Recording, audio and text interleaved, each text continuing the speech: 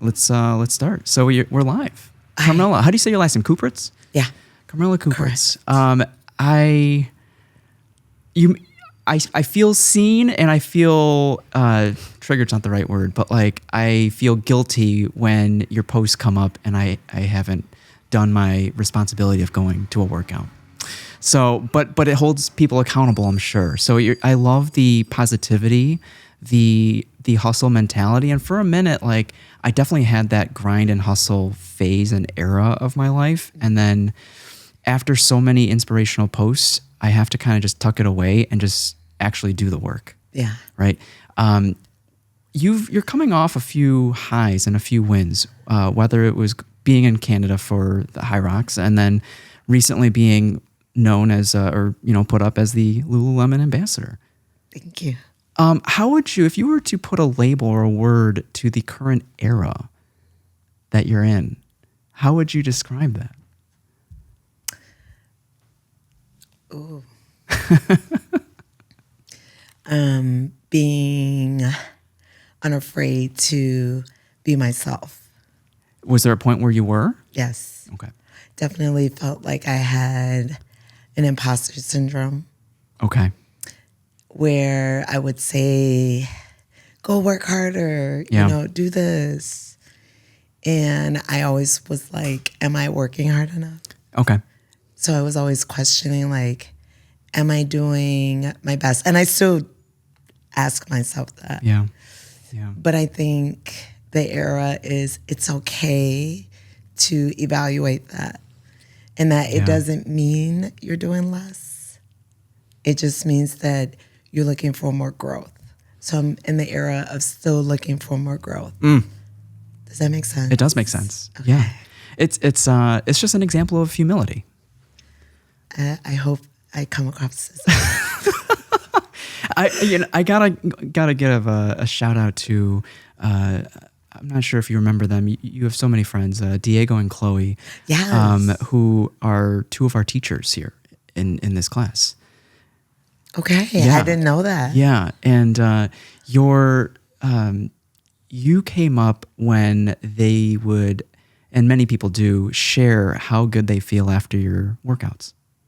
Thank you. And then going down the Instagram rabbit hole, I find out that you also coach at Midtown, and I was like, Midtown, like I've never seen her. I go from time to time, and then on Friday at noon, coming from Pilsen, this area, traffic is horrendous. It's terrible.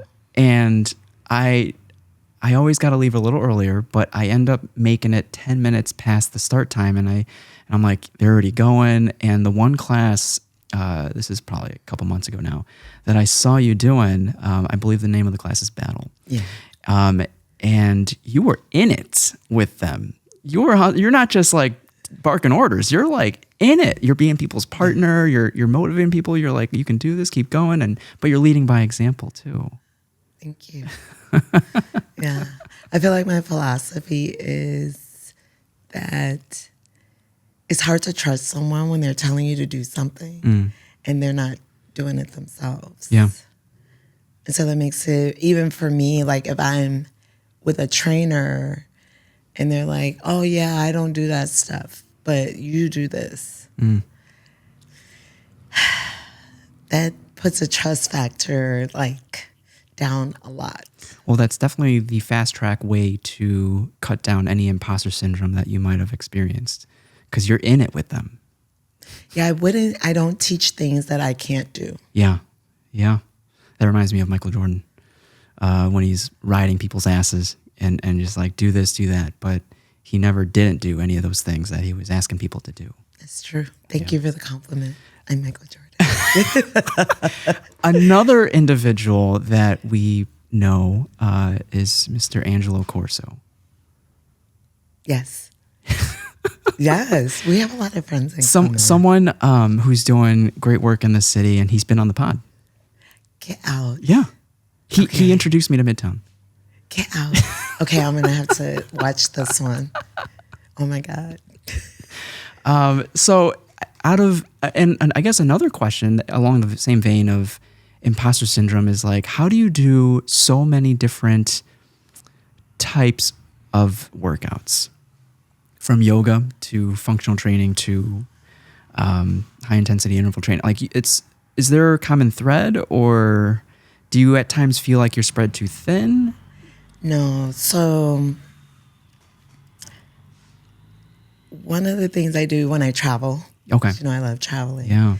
is trying a new workout, Okay. because I feel like I can't speak to it if I haven't tried it. Yeah. So you'll get people that say CrossFit is terrible. It's terrible for your body, but they've never done CrossFit or even learned from a good teacher how to do some CrossFit. Yeah. And so that really taught me that the more I learn, the more I can speak to it. But not just book learn, that I have to be doing it. Experiential. Yeah. Yeah. Yeah. And then I love working out. And I love the different forms of workout. I would love to do jujitsu, actually. Okay. There's a little fear that, like, I don't want to Yeah. get hurt, because Sure, my whole sure. job is like fitness. But at the same time, I would like to know, like, what that feels like in the body. Yeah. So Rex, one of the last guests, he helped open the second location of Valco Jiu-Jitsu. So Valco is, I believe, in the River North Streeterville area downtown. But their second location is in like the north side. And it's more catered to the hobbyist. Maybe the dad and their kid that wants to do jiu-jitsu together, meaning as opposed to the competitive type of jiu-jitsu. And so they started a kids program at this second location, and I think it's more welcoming or less intimidating for someone wanting to get started. I would like to be in the kids program. You heard it here, folks. I think really what the trigger was I was somewhere and Jason Khalifa was there. Okay. All right, the CrossFit guy. And he's a wonderful person, you know, all the charity work he does, what he stands for, and his patience. So I had never done CrossFit before. So he's in the gym, I'm just working out, and he's like, hey, can I run you through a workout? I had no idea. I didn't even know who he was. Oh. I was like, this random guy. You know, I was being me. Yeah, okay. So I go, and he's like, all right, I want you to do 10 snatches. Then I want you to do burpees up and over the rower. Then I want you to do 20 calories on the assault bike and 20 wall balls. Like, okay. This is one-on-one? Yeah. Wow. Yeah. So I'm doing that. I didn't know he was timing me. Then he's like, all right, I want you to do all that in this amount of time, right? So I do it again. So he did the descending, ascending. So the next time he added more reps and less time. Oh, wow. So it kept going. So I kept trying to beat the time with more reps. And then at the end, like, I was screaming.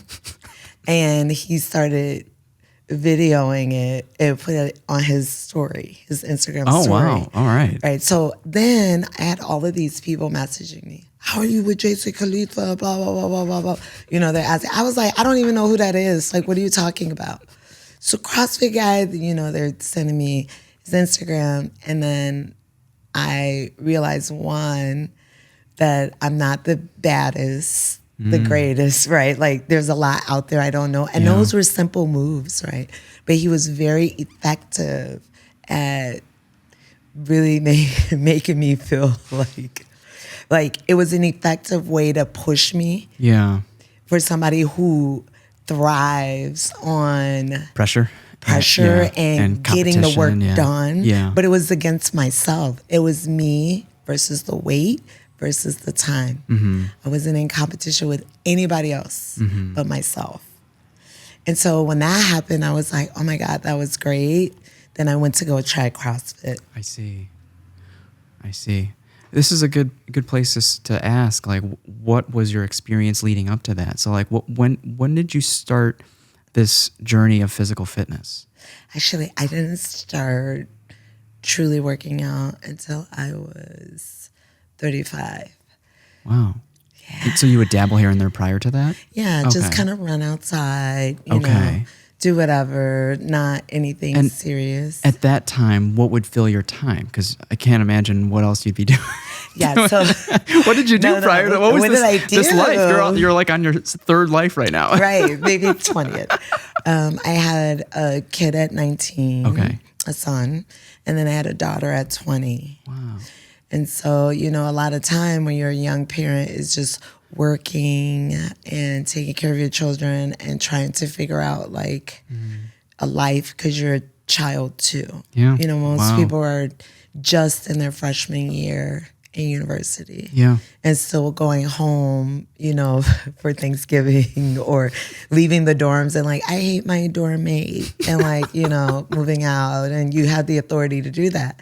I had to get my own apartment, you know, be with my kids, try to work, pay rent, all those things. Are you from Chicago? Yeah. Wow. Yeah. And so, and this whole time you're in the city? Yeah. Okay. Yeah. Were you in school when you got pregnant? No. Not in school. Were you working? I was working. Wow. At Wendy's. No way. Yes. The burgers are really fresh. Okay. They're never frozen. It's true. Okay. Oh my God. So what did you foresee your life, or what did you hope your life to be at that point in time? If fitness wasn't in the picture at that time, like were you climbing the Wendy's ladder? Like what, were you trying to save up for school? Like what are you doing? No, I was trying, well, I did go to school for childhood development. Okay. And I did work at a daycare that was owned by Farrakhan's daughters. Oh wow. Super serious. I didn't know that. Yeah. In Chicago? No, it was in Calumet City. Oh, okay. So I would drive out there, work. It's closed now. Yeah. It was called Kitty Connections. Okay. So I worked there while I was going to school at night, but I could take my kids with me to work and not have to pay for childcare. Yeah. Yeah. It's convenient. It was very convenient. So even though childcare, everybody knows this, like people work in childcare is very, very low wages. But for me having kids and them getting to go to school for, you know, being in daycare for free. It's a perk. It's a nice perk. Yeah. Yeah. Even after all this time, I don't know why daycare isn't seen as like a necessity and that it's funded, supplemented by, you know, government funds. Yeah, so that people can either work or you supplement people who stay at home. And we saw it like in the maternity pandemic. leave. Yeah. Yeah. So I did that, and then when I moved all the way up north. Okay. And then I started working at restaurants. Okay, hospitality. Yeah, I went back to restaurants. Okay. Yeah, so I worked at Olive Garden, Okay. Cafe. Wow. Took the kids to school. Was kind of in and out of school. Okay. I actually didn't finish my degree until during the pandemic. Like I was almost done, but I didn't realize I was like missing. And you said philosophy one earlier. credit. Is that where you're studying? No, I got my associates in liberal arts with a philosophy focus. Okay. But I didn't get my bachelor's, finish it, because I didn't realize I still had classes. And then, you know, as the years go by, they start adding, you have to have this to be able to get your bachelor's. I see. You have to have like this. They don't make it easy. No. So if you're like, oh, I only have like 6 credits left, and you wait 5 years, the scope might change of what's actually required. Needed. Yeah. What were some tangible or practical line of work that you were going to apply this philosophy studies to? So I wanted to be a philosopher. Now, was school required maybe. for that? Because you are philosophical. Well, now you don't. Obviously, you got Stoics out here. You got good Stoics. You got weird Stoics. You know, you have modern day philosophers. Yeah. But 30 years ago, we were still in the mode of you have to go to school and get a degree to do XYZ. So, but did you want to go into academics then? I did. I see. I just thought I would, either go to school forever or go to school and become a professor. But I don't even think I thought that far. Sure. I just like learning. Sure.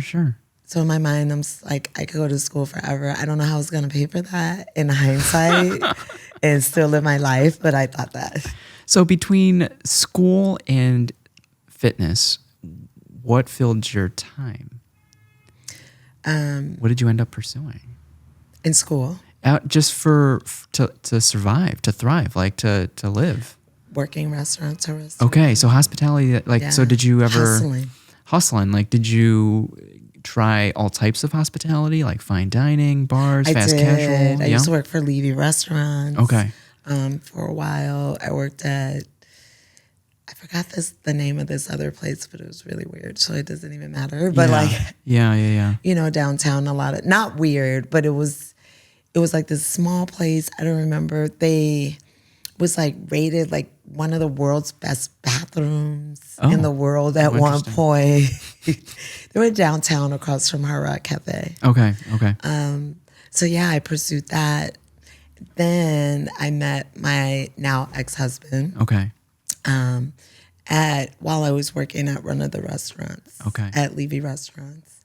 So then I got married. Oh wow. And I studied accounting. Oh. And I actually started working for him. Okay. After we got married. Wow.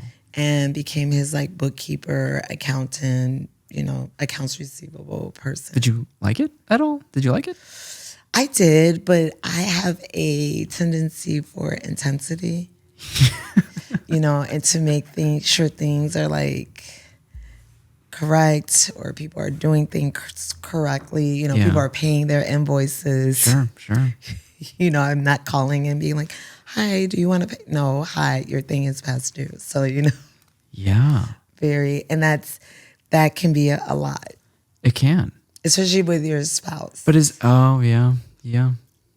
Did that create a divide then eventually? Maybe it did. Yeah. That's not why we're not together. Yeah. Eventually I was like, I shouldn't be working here. But while I was working there, like I was very interested. But then it was like, no, you need to just put the stuff into the accounting and just don't call nobody. Right. So then I started getting into anime forums. Okay. I was always an anime person. I still am. And then I started my own anime magazine. Damn. Yeah. Like a blog or like so I just was had it in forum. Print or it was in forum. Print. No, it was in print. It was in Barnes and Nobles. It was. You said it was print or not print? It was print. It was in print. Yeah. That's huge. Yeah. So I was at it was an International Film Festival. Oh, wow. And at University of Chicago, they were showing all of the Gundam movies. Oh, badass. And then Yoshiyuki Tomino came to do a talk. And so... Is that the creator of Gundam? Yes. Oh, badass. Yeah. Damn. So then I was there, and then he did a book signing at Borders, if y'all know what that is. I feel like Barnes & Noble's making a comeback. All right, okay.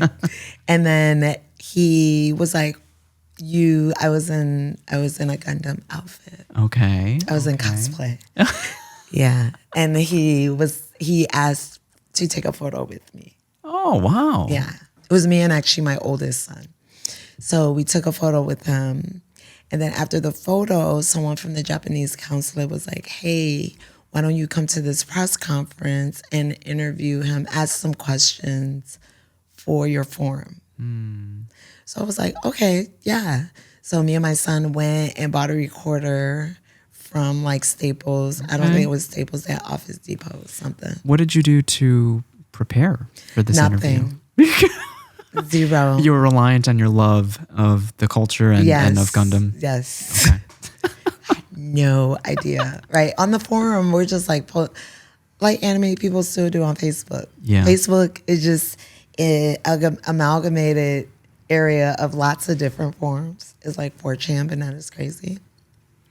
Or 2chan, whichever one. I haven't even heard of that one. I've heard of 4chan, but not 2chan. No, 2chan. 2chan was before 4chan because 4chan's whack. But 2chan was more like, it was like anime, like, you know. I didn't know that. Yeah. And it was, I think it was started by someone in Japan, but it was 2channel. Okay. Like chan, you know. Can you share what anime and Japanese culture do, like what it does for you that other forms of media doesn't do for you? Wow. I feel like it gives more hope because there's always a protagonist and an antagonist. Okay. And maybe the protagonist or antagonist isn't a person. It could be time. Oh, wow. Right? It can just be, right, like you're a slice of life one where everybody's in high school and they're aware they don't have, at their high school, they're all going to go their separate ways. Mm-hmm. And so time becomes this antagonist that they're all aware of. That's deep as shit. Yeah, that, Damn. you know, every year they're like, or even if it's just 1 year of school and they know they're not going to see each other all summer, which is always weird to me in anime when they're like, I won't see you again, you know, until like next year. And I'm like, bro, don't y'all live near each other? Like, y'all can't play together during the summer. Like, what's happening? School or nothing. Or if they're dating, right? They'll be like, I won't see her again until, you know, next school year. And it's like, you can't. It's very dramatic. You can't talk to your boyfriend or girlfriend. Yeah. During the summer. Yeah. Like, which obviously isn't true in real life, but in anime they make it, that's like this antagonistic thing that's like working against them. Yeah. How long did the forum last? Did the zine last? So the forum lasted for like 5 years. So I interviewed Yoshiki Tomino, but we were the only foreigners there. Wow. In cosplay. Yeah. So at first we sat in the back and then they were like, no, come closer. So we tried to come closer and they were like, no, you sit in the front, right in front of Tomino-san. And I was like, oh my God. Right? Like now we're these really weird foreigners. Yeah. Who also happen to be minorities. I was like, you know, nervous. I started sweating. There's layers to that though, isn't there? Yeah. But in a way, should it be, is it easier if it's not exactly like white and black. It's like you're in a sea of, is it primarily Asian? Like what? Yeah. Right? Yeah. And did you feel a sense of being an outsider? Only because everybody was in suits. Oh my God. Like everybody was in black and white and we were in complete cosplay. Yeah. Like hair, everything. So how did you reserve this fangirling? How do you maintain this like level-headedness to do the job, to eventually go into this interview? I just reminded myself that they're a creator, an artist, and not a fictional human. That they're a human being just like me. So not putting them on a pedestal. Yeah. And just think, what would I want someone to know? Just like what you're doing, what would I want someone to know about me as an interviewer? So then I asked him, the first question was obviously like, what inspired you? I mean, I think that's the easiest question to ask somebody who, what inspired you to create this? I'm sure he got asked that question a lot, but that gave me an opening to figure out what to ask after that. Wow. No, but no kind of predetermined questions, no script. You're kind of just flowing. Yeah. Wow. Yeah. Nice. How long did it last? It was like an hour. That's a good so I time. asked questions. A few people asked questions, and then at the end, one of the ladies at the consulate said I should sell it to a magazine because it was a really great interview. And so I thought, no, I would put it in my own magazine. Oh, Oh, That's literally what I thought. I was like, no, I'm not going to do that. And so I put together this entire magazine centered around this one interview. Oh, wow. And I named the magazine Anime Food because anime is the food you eat. Okay. You know, as nerds, it's a nerd thing. What else filled this magazine? I put some interviews with people in the community. I took street snaps of cosplayers, put some reviews in there. Okay. I found a random like musician on MySpace at the time. Yeah. Japanese that was living in the US. Messaged and was like, I would love to interview you about your music and put that in there too. And was that Chicago or was that remotely? Remote. Wow. Yeah. That was a lot. That's a lot. That's a big production. It was. It took like about 2 months to put it all together and print it out. One-woman show? Yeah. It was me, and my friend. My daughter and son actually did help. They were like 13 and 14 at the time. Yeah. Like they just thought it was fun.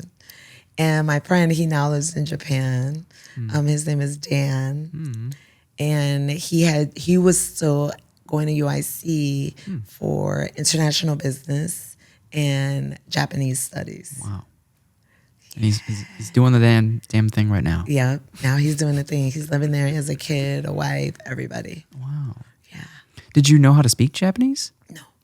Damn. No.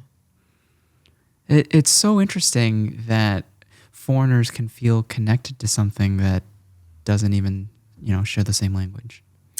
Yeah, I think like art is a medium Yeah. that sometimes you don't even need the translation to know like what's happening or what someone's feeling. Yeah. You see it. Yeah.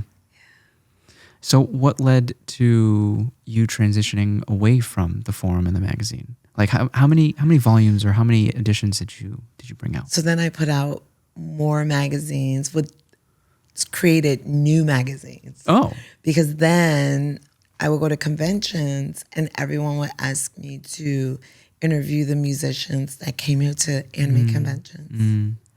So then it became J-Rock and anime. Okay. Japanese rock? Yeah. Okay. So then I put them together and I called it Mad Hatter Magazine. Okay. That was also in Barnes & Nobles. Damn. Was that hard back in the day, like to get yourself on the shelves of Barnes & Nobles? Yeah. What did you have to do? You submit like a sample and then they have to go through it, they approve it, and then they tell you, these are the minimum that we will accept to distribute. Yeah. Yeah. So you have to print them in advance, publish them, and then sell them to Barnes & Nobles? Yeah. What's the margin? You give it to them. What's the and then margin on that? Oh, I made no profit. Like, But there's a level of credibility by being on the shelves of Barnes & Noble. Yeah. Okay. Well, so the good part is eventually I merged with a Japanese magazine called Cure. Oh, wow. And then we became Cure USA, and they still had the Cure Japan. Okay. And then traveling a lot, going to the conventions, things like that wasn't really good for my home life. Oh. So I had to like let all of that go. You let it go at that point? Yeah, I was like, I have to publish in the magazine? Yeah. Well, I guess and just let them take it over. Like you guys just. Are they still around? Cure Japan is. Okay. Cure USA was. But the guy who started running it after that, his name was Shion. He was amazing. I think he also moved on to do more things too. Do you miss any of that? I miss meeting new people. So it was a vessel to meet new people. And meeting people who have lots of different stories. That's way more interesting than like, I don't want to say those of us in America, but obviously when you go and you talk to people of another culture, like how they live their day to day or different cultural norms, how do they deal with that being an artist or being like a little bit on the fringe? Like I do miss those kinds of things. Sure. Does that make sense? Yeah. And without this vessel, is that not feasible anymore? I still meet new people a lot. Even when I travel, I was just in Japan in March. Okay. And met a lot of new people. It was a wild time. Ran into a tattoo artist randomly because I was looking through the window and I saw these big posters of like Yakuza just with their on. And I was like, what is this place? And then I saw like tattoo something and I was like, oh, it's a tattoo shop. And then he happened to be coming out. He didn't even see I was there. He was locking up. He turned around and was like, oh. And I was like, I'm sorry, is this a tattoo shop? And he was like, oh, yes. And I was like, oh, he ain't trusting me. And then I was like, you do tattoos? And he was like, oh. Yeah. And then he was like, yes. And I was like, will you do a tattoo on me? And I could see he was about to be like, and I literally like pulled up my shirt. I had saved things on and showed him my tattoos. Okay. And then he was like, oh, hi. Yes, I can do. And 20 hours later, I was getting a tattoo in that tattoo shop. Oh, wow. Yeah. What'd you end up getting? What'd you end up getting? I got one of my cats. Okay. His name is Beerus, but it's in a Japanese style. So my cat's a tuxedo. Okay. It's on my thigh. Yeah. What does Beerus mean? Because the only anime I've ever watched is Dragon Ball Z. Yes, that's right? Beerus. Oh, okay. Yes. He's not a Sphinx, but he's Beerus. Yes. Okay. So I have 4 cats. Beerus. Gotcha. Goku. Broly, and Vegeta. Seriously? Yeah, but Vegeta's the fattest and Broly is the littlest. But Broly will beat everybody No else. Gohan in there? No, but I think about getting the 5th one. Okay. I do, but I'm like, okay, You gotta get the cat. I gotta get the whole gang. Gang. Gang. Was there a favorite season or era of Dragon Ball Z? Actually, my son, my youngest, I have a 20-year-old. He's really into Dragon Ball. Okay. So I don't have a favorite. He like kind of dragged me into it. I haven't seen any of the Daima stuff. I kind of skipped GT and didn't really watch Super. I don't watch a lot of TV these days, but man, like after school, Toonami, Dragon Ball Z. Yeah, you gotta hurry up. On. You gotta be ready for them to just scream for 30 minutes. Yes. And you're like, that's the episode. Yeah. The very first time he went Super Saiyan with Frieza, I was like, that's it. That's it. But Frieza has a way to make you root for him too, which is weird. Yeah. Boo definitely did that. Yeah, which is weird. Yeah. Well, that's a good antagonist. Yeah. Just like Breaking Bad or Dexter. Yeah. Yeah. You want to see him. I don't want to see him win. But I want to see him try harder. Well, it cultivates empathy. It's just like, I understand why this character is doing the things they're doing, despite not agreeing with it, right? Yeah. So then, how did you get introduced into? Unless we're skipping things, but how did you get introduced into fitness then? So after I had my youngest and not doing the anime stuff, wanted to go back to school, but there were some different things going on with that. And so I was a little depressed. Sure.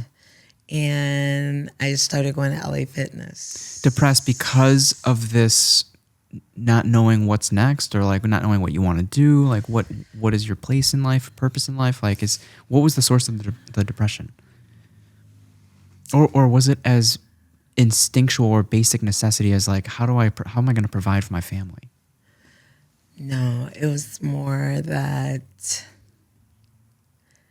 how do I be an individual in the world and contribute to the world as a human being and not just a mother.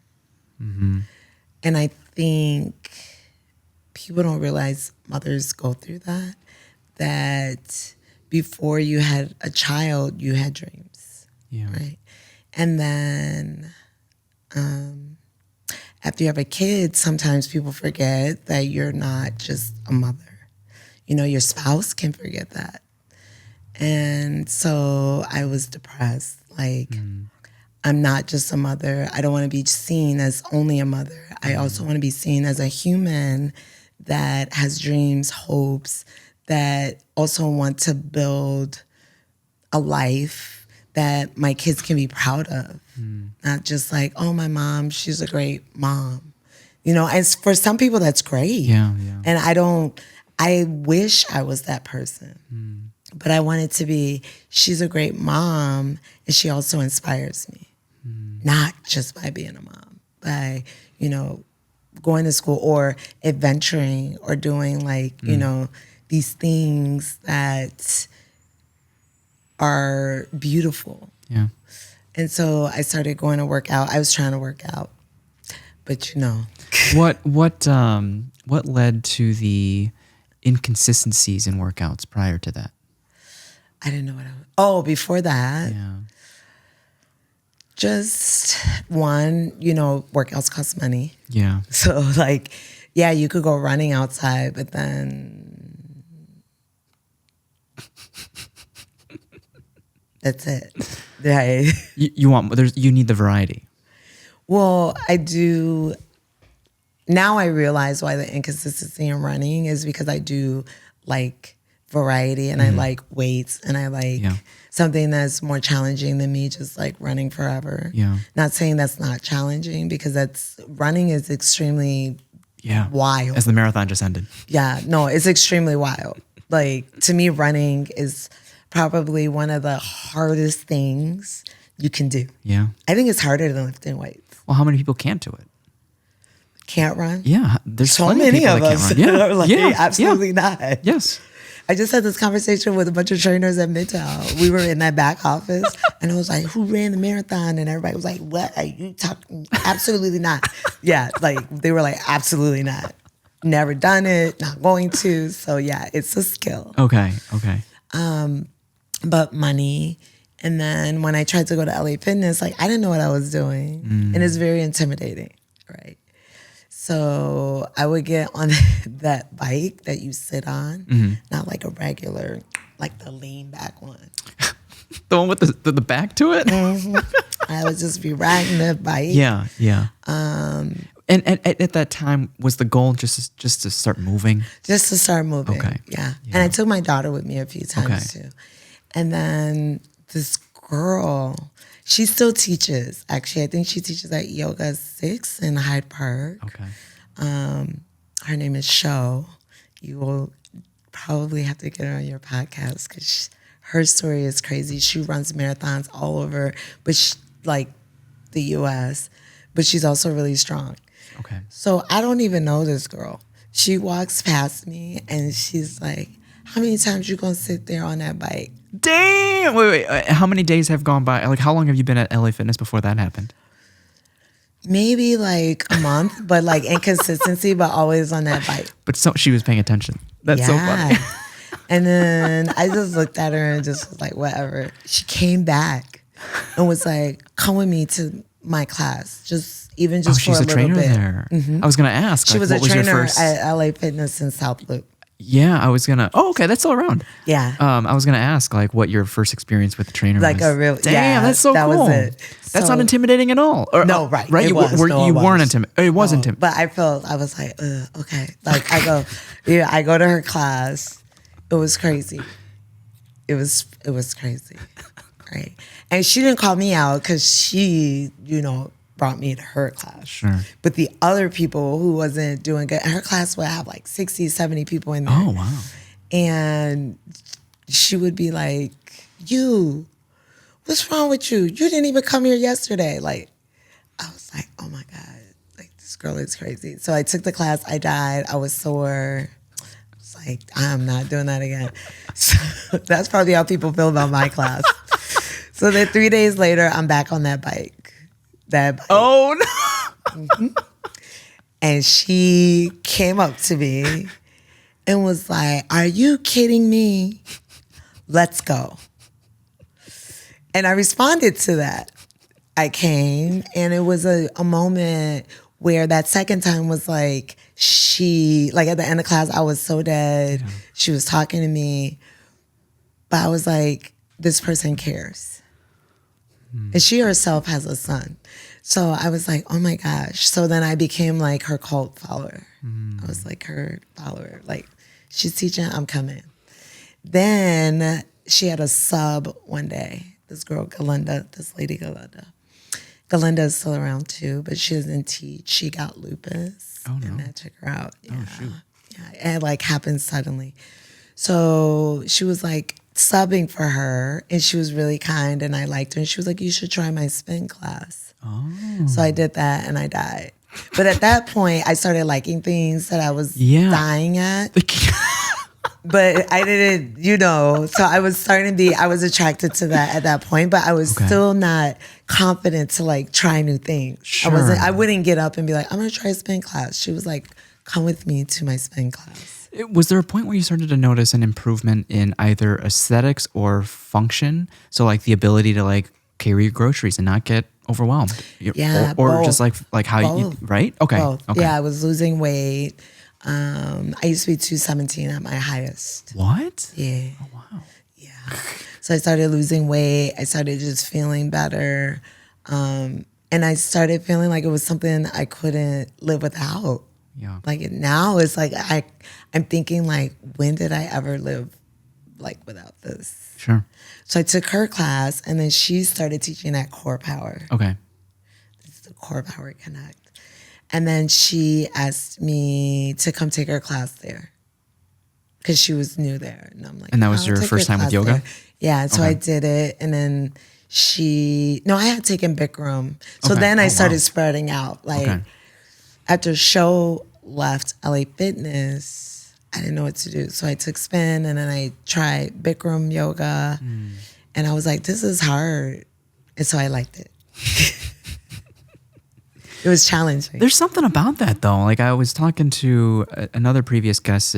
She's a ceramic artist, does pottery, and pottery can be difficult and intimidating and overwhelming. And the typical response to something that's intimidating is kind of just, it's easy to give up.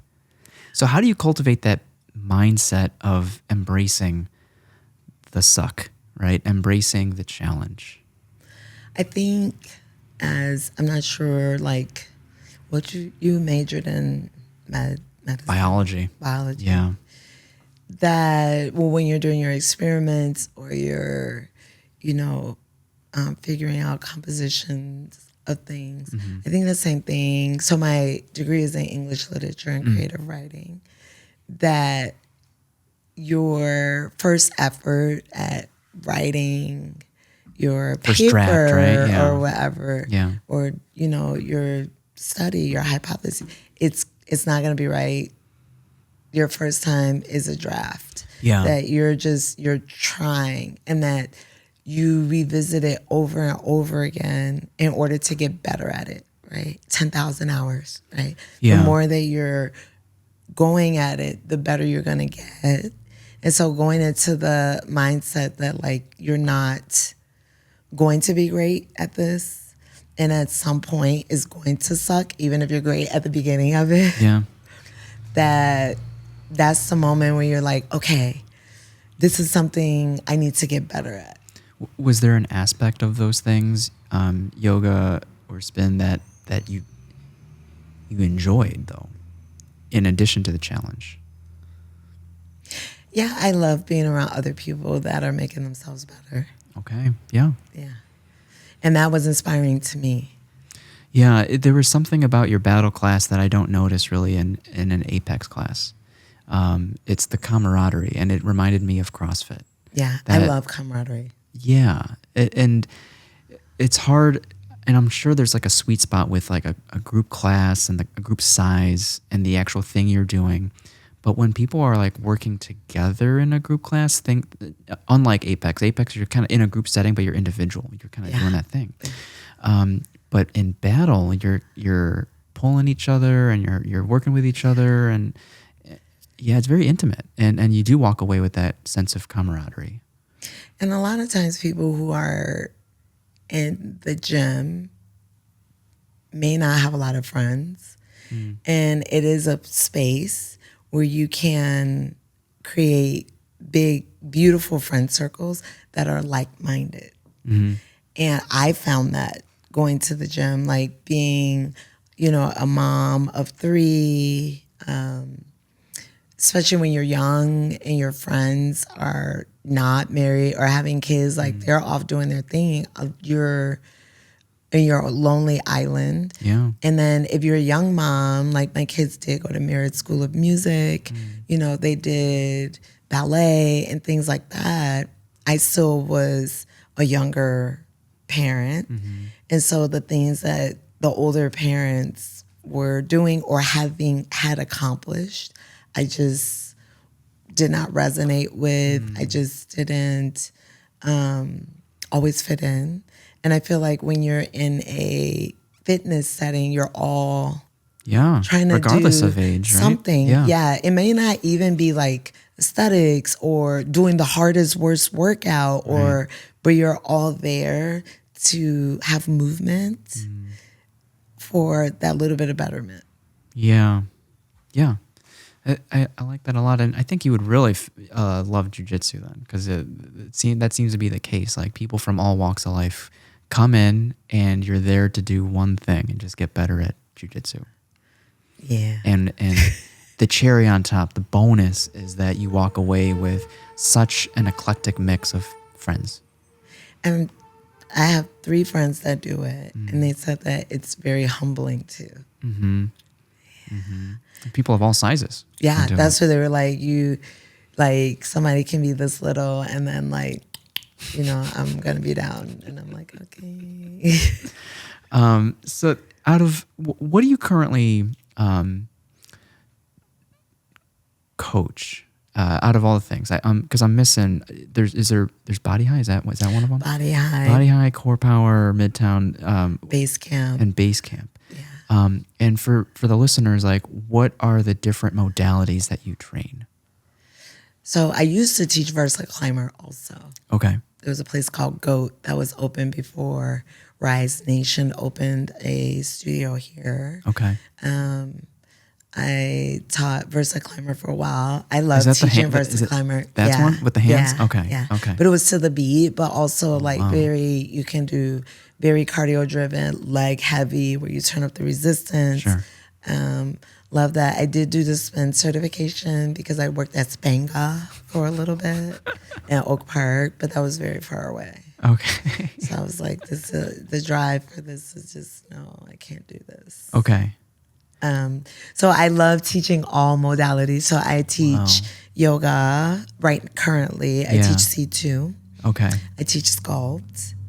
Wow. So there's sub modalities within yoga. Like, I know there are, but like, how many? Because I haven't heard of C2 or anything like that. Okay. So at Core Power, we have C1, which is Core Power 1, which is like the basic yoga, and it's the same. And that's specific to Core Power, 26 though, right? poses, okay. yeah, Okay. the whole time. It's the same poses. I see. And every time you go to the class, it's the same. Okay. But it's to teach you like the foundation of the basic poses in yoga. Okay. Like a chaturanga, Sure.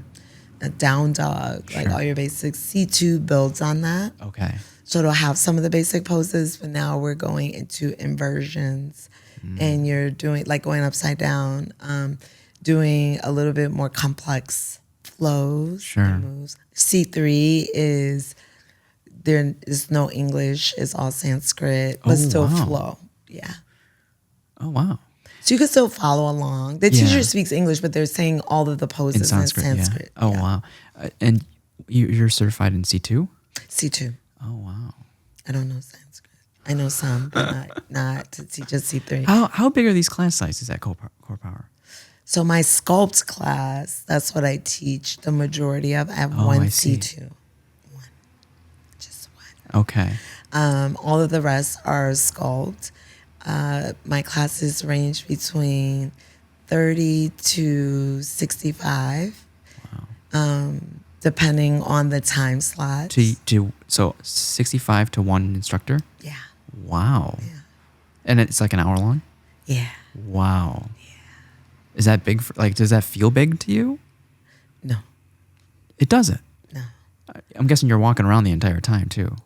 Is there room to walk around? I do the classes too. A lot of times I'm either doing half of the class, at least a fourth of the class I'm doing. Sometimes I do the whole class with them. As an example. Yeah. I see. Okay. Sometimes I do the whole class with them. Sure. Because then it gives me more authority to say, if I'm almost 50 and I'm doing this and I do this 5-10 times a day. Yeah, there's credibility there. Yeah. Ask yourself, why aren't you doing it? But I feel like you've been doing, you've been doing it so long. So, but is there any part of you that wants to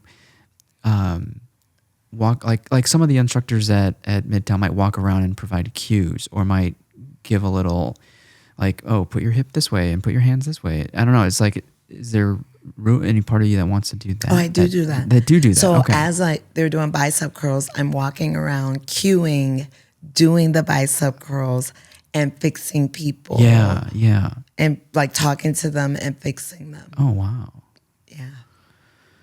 Sculpt. Yeah, the only time I might not do all of the exercise is a lot of leg heavy ones, because people tend to not always know where their body is in space in a squat, right? Like if their back is overarching, are their knees collapsing in? Even in a lunge, are they sometimes going too far back into a crescent lunge? So this is where you're and helping then trying people to fix lunge people. from there. Yeah. Okay. But for the most part, I'm cueing Yeah. while I'm teaching.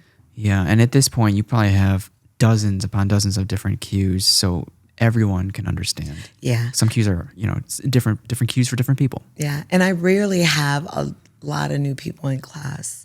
I may have like 1 or 2 new people. Okay. And I'm always keeping an eye on them. So sculpt is advanced. Would you say? Oh, I no, just it's not. have regular. I think every teacher teaches different. Sure. Yeah. We'll just say that. And so the 1 or 2 regulars non-regulars who come, one, I'll tell them to keep an eye on their neighbors in case they can't see me or hear me, because, we don't have microphones. Oh, I didn't know that. No. Okay. And so if I'm all the way over there queuing for something and they're over here and they can't see me, I want them to know, like, look at the people next to you. They're always here. Yeah.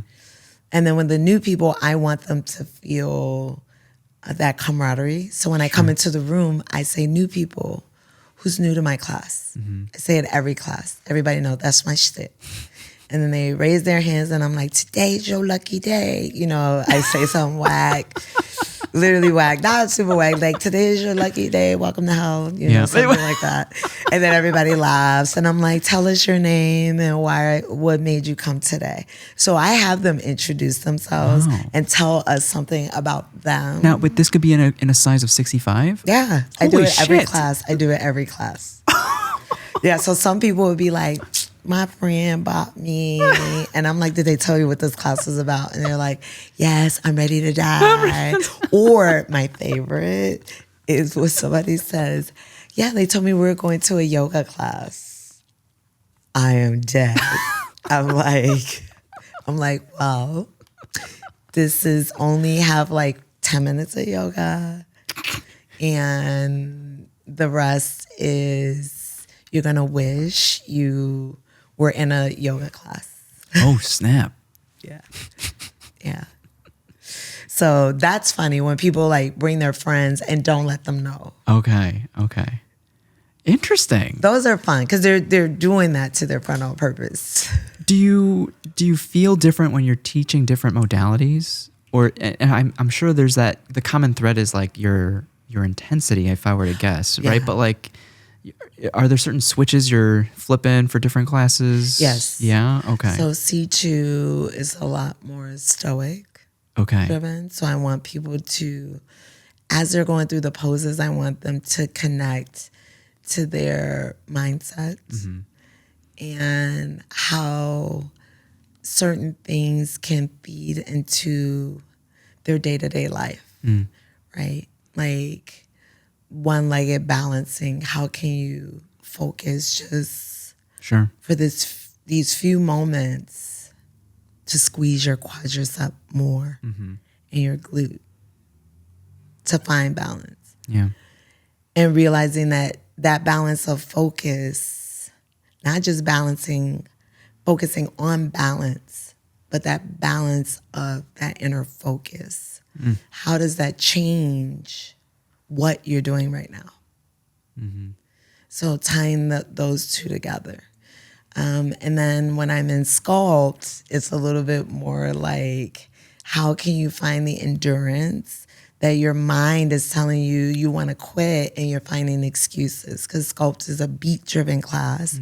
So how do you forget about the beat and the tempo and trying to keep up with everyone else? How do you find the mindset and the endurance to simply keep going, even if it's slow, right? Step by step. Yeah. And then in battle, because Midtown is a whole different place, that one gets really interesting. Because, we have very varying degrees of fitness level. Do you have regulars there too? I do. Okay. So some of them do CrossFit outside of Midtown. And then you get people who are really new. Yeah. And they're just like, I just want to see what this class battle was about. And then you get people who do want more agility. And so battle, because of the battle ropes, there's the sliders, there's running, there's box jumps, sometimes I use the sleds, that they're getting functional fitness, almost basically like in a circuit type training, but with someone else. So not only do you have camaraderie because you and your partner, but then you have competition because it's you guys against the other. But that's something teams. you're setting that tone, right? Yeah. You hear me say that, and I'm like, you got 30 seconds. Who's gonna cross the finish line first? Stuff like that. So it's like, come on, we gotta win as a team. Yeah. And then what about Body High? Body High is basically like circuit training, similar to Crosstown Fitness. Okay. Yeah, so we have stations, and like at station 1, you're doing like chest press or like a F45 type class. Okay. And then you said base camp? Oh, base camp is fun. It's different, but it's fun. Base camp has assault bikes, so think Orange Theory has weights and treadmills, and I think rowers. Yeah. Base camp has assault bike, and then free weights, TRX, Bosu balls, boxes, barbells, kettlebells. So a lot of functional training, but in between, there's all 1 minute intervals. So you have 1 minute on the bike, and then you transition to, on the screen, it tells you what's your next exercise. Yeah. And then 1 minute of an exercise. Kind of like AMRAPs then of that? No, it's just, so then you go back to the bike, do that, and then on the screen, they'll tell you what your next exercise is going to be. So I don't program it. It's programmed through corporate. Yeah. So kind of like Orange Theory, where it says on the screen, like, this is where you're going next. Okay. Yeah. How do you do it all? And I guess, like, if you could, would you have had all these different modalities all under one roof? Like, would you do that, or do you appreciate this amount of variety? I like the variety because of the students at every place is different. Because Midtown has everything except for the base camp class. But we do have the base camp type class because there's Gauntlet. Yeah. So it's almost like base camp and Orange Theory like had a baby, because there's the assault bike, there's rowers, there's the treadmill, there's weights, there's kettlebells, there's literally everything. So Midtown really has all of the But you're looking modalities. for a different audience. Yeah, the audiences vary all over the city. I actually found that like it's really almost neighborhood driven. Okay. Yeah, like Bucktown Core Power has a lot of yogis. Okay. And there's a lot of yoga studios in Bucktown and Wicker Park. Yeah. So those classes tend to be a lot more crowded, way bigger. Whereas the sculpt classes, they're a good size, but they're not like, West Loop, you got Studio 3, you have Crosstown, you have Base Camp, you have Core Power, you have some CrossFit studios. So you have you have Soho House, you got West Loop Athletic Club. There's a gym inside Soho? I didn't know that. Yeah, I didn't know for a while either. And then when my friend was like, "Yeah, I'm going to gym at Soho," and in my brain, I won't lie to you, you probably having the same image I do. I was like, "Do people really work out there? Yeah. Or are they like laying by the pool?" It's a pool. There's a lounge. Is there a pool in there and everybody's just laying around? And they were like, "No, people work out like really hard." Okay. And then one day we went, I don't have a Soho membership. And, they were like, "This is a gym." And I looked inside, people were like sweating, like it was real stuff. Okay. So it's a real gym. Okay. But, and a lot of those buildings have gyms. So West Loop, I will admit, they like really hard stuff. Okay. And there's Train Moment is there too. Say it again? Train Moment. I haven't, rings a bell, but I can't put a logo or face to it. Like Lake and Des Plaines. So it's functional fitness, but instead of treadmills or assault bike, they have Versa climbers. Okay. Okay. And that's another place that's, they're going at it. Yeah. So I feel like in the West Loop, they want, not everybody, but a lot of people want to they want to go for it. Yeah. Very interesting. Yeah, there's boxing studios over there too. So unanimous. Kind of like a training ambassador for Chicago in general. Thank you. I like working out everywhere. Yeah. And then Midtown, I feel like it's a place to meet people, but some people socialize, but then some people don't. Yeah, I can't everybody's so nice there though. Yeah. That's the interesting part. I have not met a weird person at Midtown, a person that wasn't kind. Yeah. I haven't.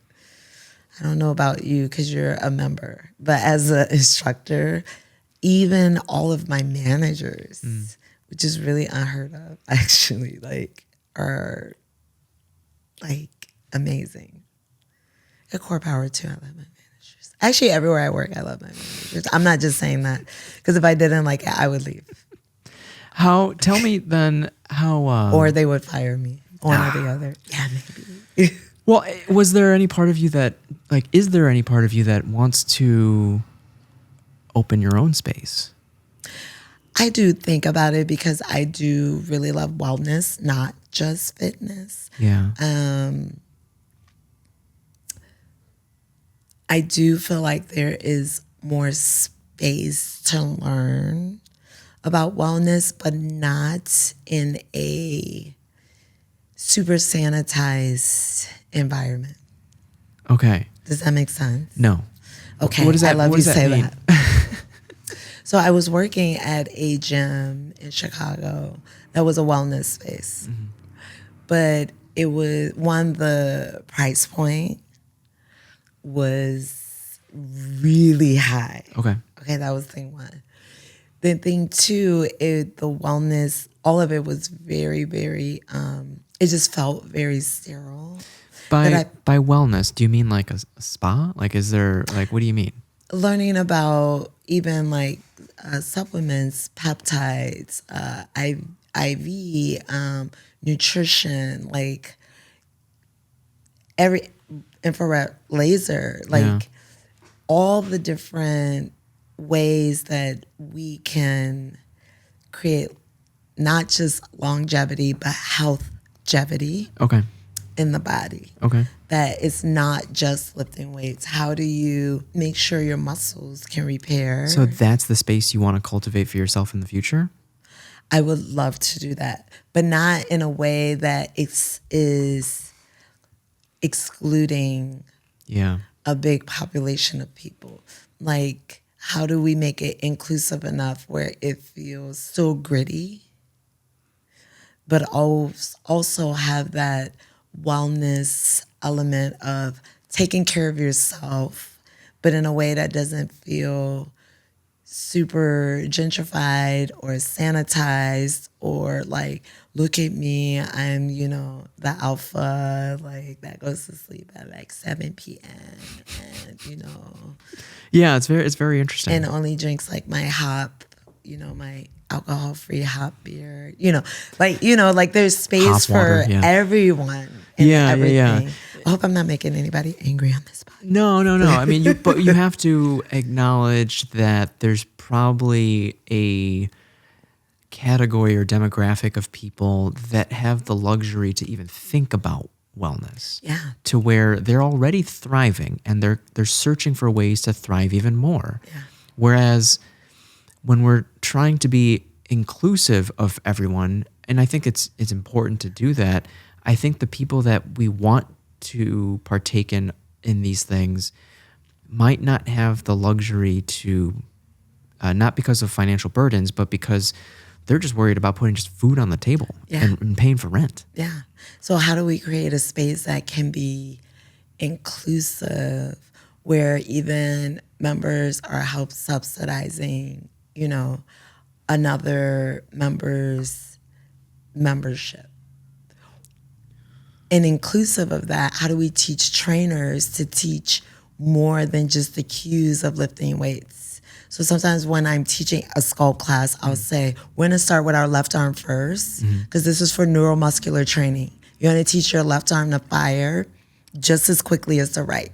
So we're gonna start on the left on everything, because typically you always start with your right arm, your dominant arm. How about teaching your other side to fire just as fast? So creating that inclusive language of scientific things that people might not know into your instruction. Yeah. Yeah, and it's tough to do that. Like, let's say, going down the rabbit hole of mental health, nutrition, sun exposure, like things like that in one yoga class, right? Yeah. So like you need almost like a separate space to start having dialogue about these things. I think you could start the dialogue in the room. Yeah.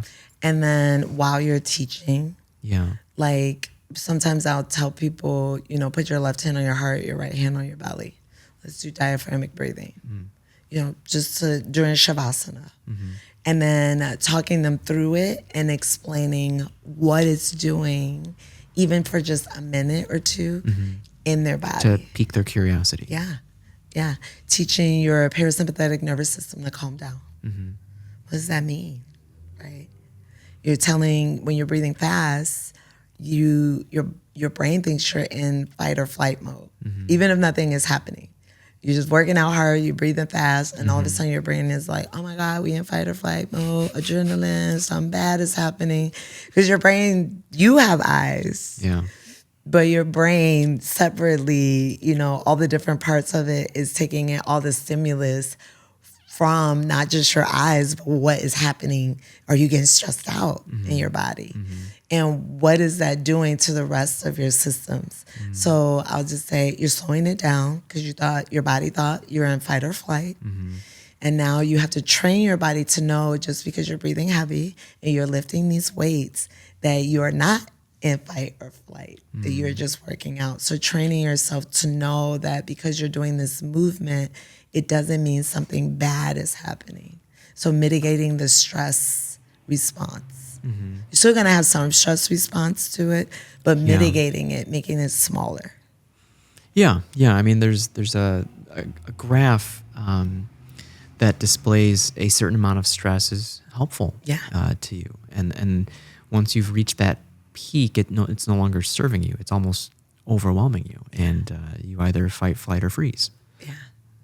And so how do we teach ourselves that, like, through just breathing to calm that down? There's two perspectives. There's controlling the stress if you can. Sometimes it's kind of outside of your control. And then the other is pushing the boundaries of how much stress you can handle. Yeah. I like that one. Maybe too much, but yeah. So then, like, if you were to put some tangible components to your dream space one day, like what pieces of equipment would you involve? Like, what spaces would there be? Would it be a yoga studio? Would it be functional? Would it be HIIT, CrossFit? What would you want to include in this, like, dream space? Ooh. Anime. No, I'm just kidding. Why couldn't it be art on the walls? Yeah, I would definitely Honestly.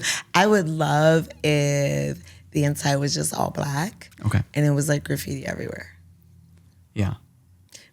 Gritty. Like this, we live in Chicago. Like this whole clean, sanitized. But I also think that grittiness will reflect like the ideology of. It reminds me of C.T. Fletcher. Okay. Yes. Of just banging and clanging. Like they're just like throwing weights around. Yes. That groundedness. That grinding, the chains everywhere. Yeah. Yo, their weights look whack. They're rusted, but I'm not gonna have rusted weights. Can you imagine in the other room someone getting B vitamins through an IV? Yeah, next room somebody's getting B vitamins, like glutathione shots, and like yeah. Really? That would be funny. This is novel. I've never heard of anything like this. Yeah, there's 2 spaces that do it. Actually, one of the spaces I will start teaching in November called Ina's. Okay. It's in River North. The other space that does it is Beyond, and that's in River North also. I don't work there. Yeah. But they do IBs, but then they have yoga, they have Pilates, they have heavier weightlifting. Yeah. Zacharias teaches there. That sounds familiar. He's at Yoga 2.0. Okay. He teaches kettlebell flow. He teaches yoga. His yoga is like gorgeous. Absolutely. Like, I'm always curious about his journey, but he's very in touch with connecting his body and movement. Yeah. So those 2 spaces I know of combine the 2. Yeah. Yeah. Is there anything else you want people to feel in addition to feeling seen and maybe some pain when they come to some of your classes? I want them to feel like it's okay to be themselves. If that makes sense. That don't do whatever you want to do during the class. I don't like that. I mean, if you have to modify, yes. But I've had instances, I'm sure you've seen it in classes where people are literally doing like a different class that I swear they must be watching on their phones because I don't know what's happening. Why are they there then, I know, and I've actually gotten in trouble for saying something to somebody, being like, no, you cannot do this because it's distracting. Oh. Okay. And typically the students will tell me that this person is super distracting because they're doing their entire own thing. Yeah. And so it's up to me as the teacher to listen to my students and say, okay, they can't use this class as their personal sauna to work out in. Oof. So when you say be themselves, meaning like not compare themselves to other people? Not to compare themselves, to remember that their journey is their own. That I do get a little upset when someone says, a class wasn't hard enough. Damn. That they chose 5-pound weights. Oh, that was within their control. Yeah, so I remind people the hardness of something is always in your control. Always. And that you have to take ownership of your journey. That's what I always want them to take away with it. You are the author of your story. And how are you writing this story? Because if you give up on the working out, it has nothing to do with me. Literally. I am not your body. I tell people that in class. I'm not your body. Yeah. Yeah. You're just holding space. Yeah. And providing a vessel. Yeah. And they know they can modify if they need to. Yeah. That's awesome. I love it. And they don't have to be on tempo. I would have never guessed someone thought it was not difficult enough. It's like inherently almost it is difficult, but it's up to them to choose that level. To choose the level of heart. Yeah. And not take breaks. Not take one break. Oh, damn. Like I want to see somebody not take any breaks. Oh, shoot. I don't get breaks in class. No. Every Instagram story of someone post-class, they're drenched in sweat. Yeah. Everyone. Because there's no stopping. There's no stopping. I mean, Corp Hour, we're heated. Yeah. Studio. So it's already heated. And then we're literally now nonstop. Wow. It's nonstop. Yeah. You're only stopping because you stopped. What if someone's trying to get into the personal training world, and there's so many modalities that you do, is there any advice for someone seeking this path in life? For personal training, I would say personal training is so different from group training. Let's go the group training route. So like what are some components to an ideal group trainer? To know what classes you love, what formats you love. Because if you're passionate about it, that's going to go into your classroom. Yeah. They're going to be able to know that like you love this or you don't love it. Yeah. And as you're seeing with like either my battle or my upper body blast or lower body blast at Midtown, they're crowded because I love strength training. And I love that we're doing it together as a group. And I like heavy weights and programming difficult things that people don't think they can do. And then when they do it, they know when they leave, they can do harder stuff. Yeah, exceeding expectations. So I think like your passion for that format is going to be like super key. Okay. That's the most important. Okay. Because if you're just going in like it's just another job and expect to get accolades and expect for people to respect you and look up to you, they know. They can tell. Yeah. That you're just there. You're checking a box. Yeah, I heard that. I never would have thought I'd be into group classes before Midtown. I appreciate them. They got good teachers. Yeah. Yeah.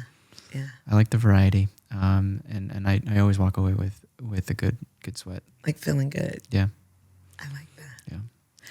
What's your favorite workout at Midtown? My go-to is Apex. I've done Gauntlet. I haven't done your Core Blast, and I still got to do Battle. But over the summer we did the pool one, a group class in the pool. That's right. It was interesting. They invited me to that. I was like, no, I'm not doing that. My wife wanted to go take it, so I took it with her. So what did you think? It was fine. It was. I mean, I don't know if I broke a sweat. You're in the pool, so it felt fun. It was different. It's out of my comfort zone. I mean, it's just from that perspective, it was fun. Maybe I'll try it. And like you said, you choose your difficulty, right? So it was interesting. It just seems like, it'll be a lot of water happening in my face. And like, how can I see? Like, I'd be like, Okay. What else? Tell us, you're also philanthropic. You did a session with Orange Tent? I did. I do a lot of charity classes. I do donate my time to almost any true charitable work. I believe that each one teach one, each one help one, that the world becomes better. And I don't believe that the world will get better just by saying like, oh, they've made their bed, they made their choices, so, let's not help. The people you don't help affects you. Yeah. Right? Everybody's complaining about, drugs or people stealing cars. Like, people don't steal cars. I mean, some people steal just for the fun of it, but for the most part, people are in really bad situations where they feel like this is their only choice, but to steal or sell drugs or, any of the really terrible things that could go on out there. That Lulu store was broken into not too long ago. Yeah. In Lincoln Park. Yeah. And it's terrible. And as much as I don't think those things are good at all. Yeah. And I do think people need to be prosecuted when they do crimes. And even while they're being prosecuted and I'm watching something or reading something on the news where it's like 14-year-old boy arrested for, breaking into a store or, taking some lady's phone and she fell on the floor or something like that. There's a part of me that feels empathy for that kid that they weren't helped somewhere along the way. And empathy that also that people have to resort to things like that in order to feel like that they're able to achieve or come up in the world, that they don't feel like there's any other way. And that I feel empathy for them in that respect. But at the same time, I respect the law. So it's like, well, but we can't just have the Wild West out here. Yeah. So are there certain organizations, projects, or issues that you feel compelled to give back to?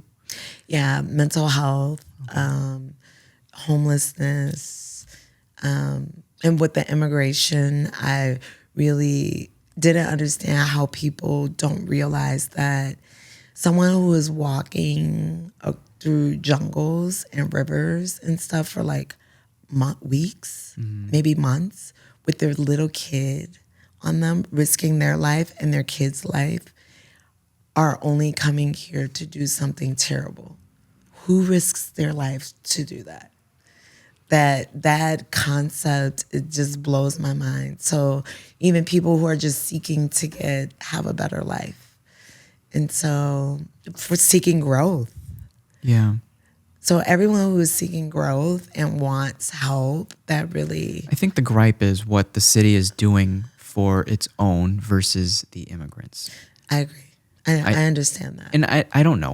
We're not in city council. It's like, I don't know what support or funds are being invested into these separate categories. Like how much, I'm sure, especially when the DNC was in town, like they cleared that tent city on Roosevelt. Yeah. They just put a fence up around it. Like you guys, you're a blemish on this area. You have to get out. Yeah.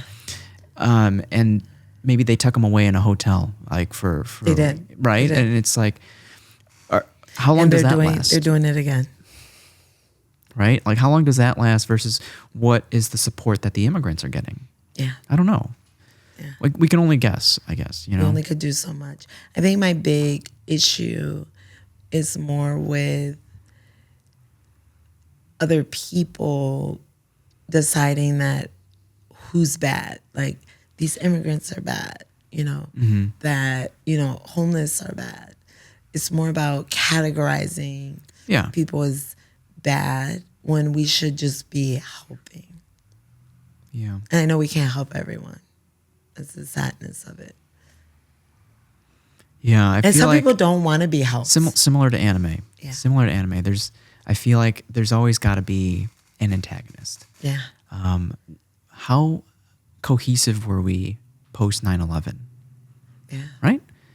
And you put the antagonist on the terrorists. Yeah. Right? And current day, it could be the mayor as the antagonist. Yeah. It could be the immigrants. It could be the homeless. Yeah.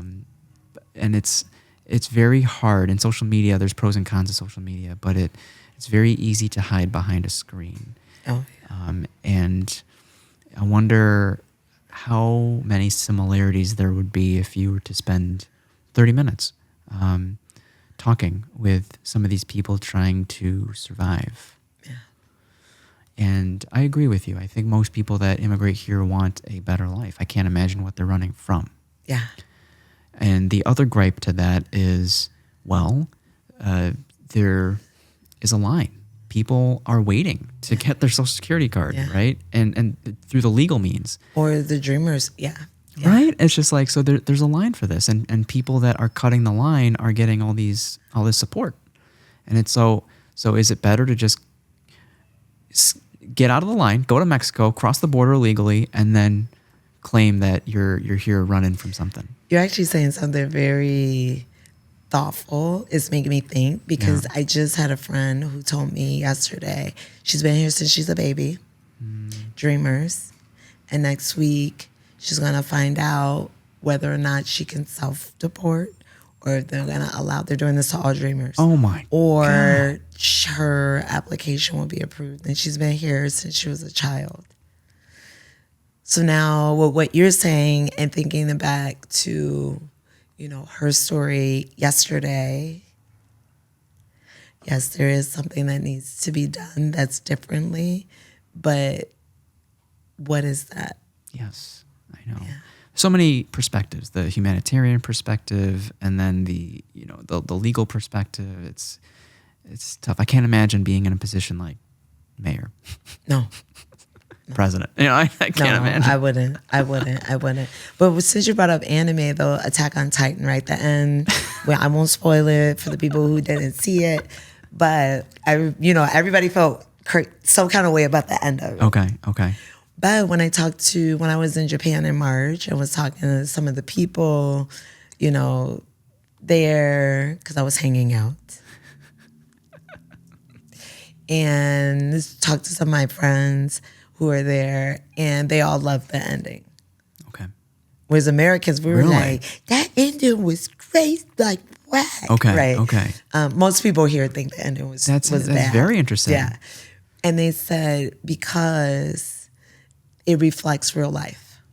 Of their life or our life. When you say reflects life. real life, all life.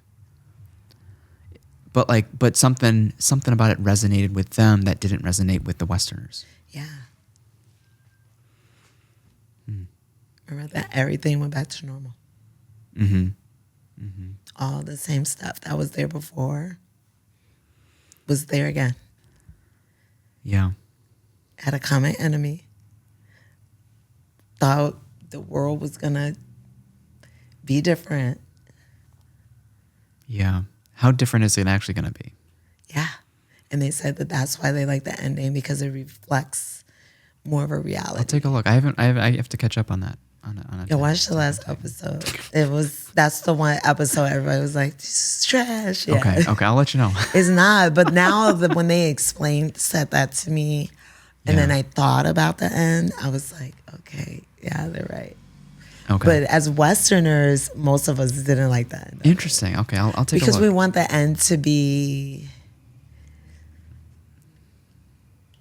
like resolution at all? a resolution. Yeah. There was a resolution, but it wasn't the resolution we thought. It wasn't like this shiny pot of gold at the end of the rainbow. Yeah. It wasn't satisfying. No.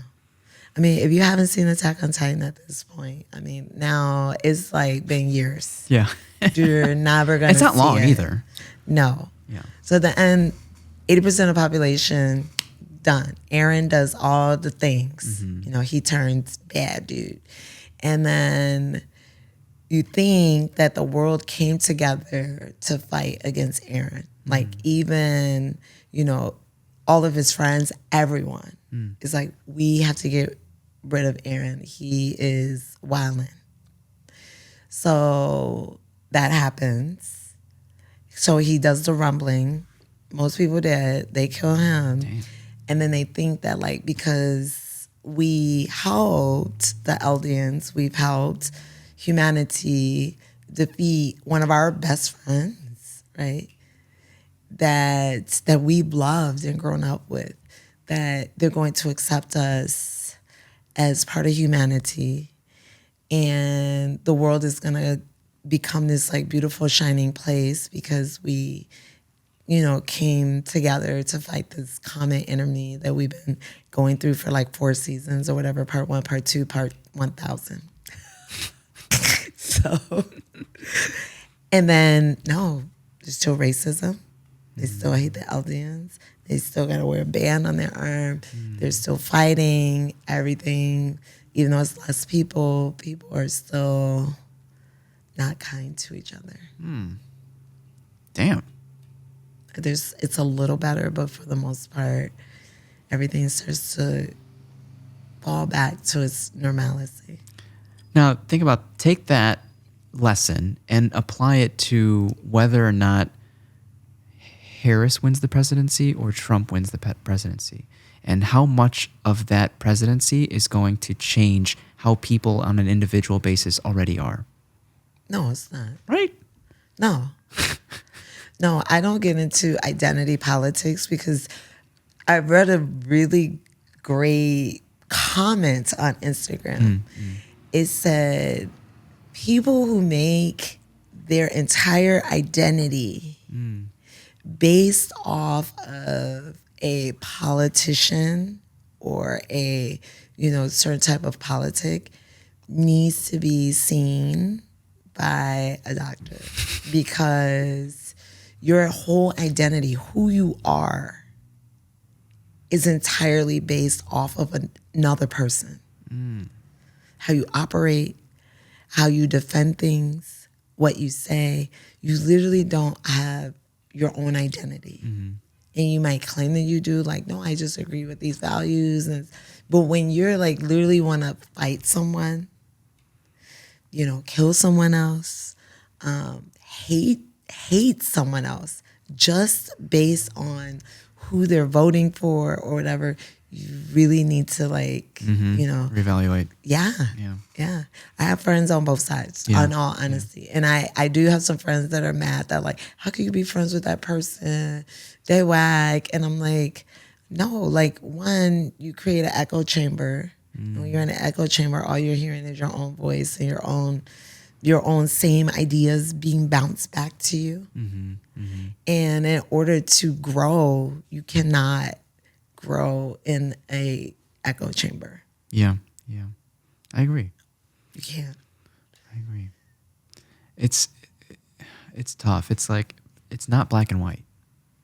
No, it's not. Not at all. Not at all. Yeah. So when people are like, who are you voting for? I'm like, look, it doesn't even matter. Because honestly, both are very confusing in different kinds of ways. And I mean, I don't like Trump. Like, anybody who's going to be like racist, I'm like, nah, you are just 100%, you're the antagonist. You are just, the people you're chaotic. that are voting for Trump, I think, aren't voting for his personality. They're voting for, they align with more so his policies. And whereas on the other side, they can't stand his personality and his rhetoric and what he's said and done. And so by all means, like anyone but Trump. Yeah. And some of his policies, because his rhetoric does tie into like his policies.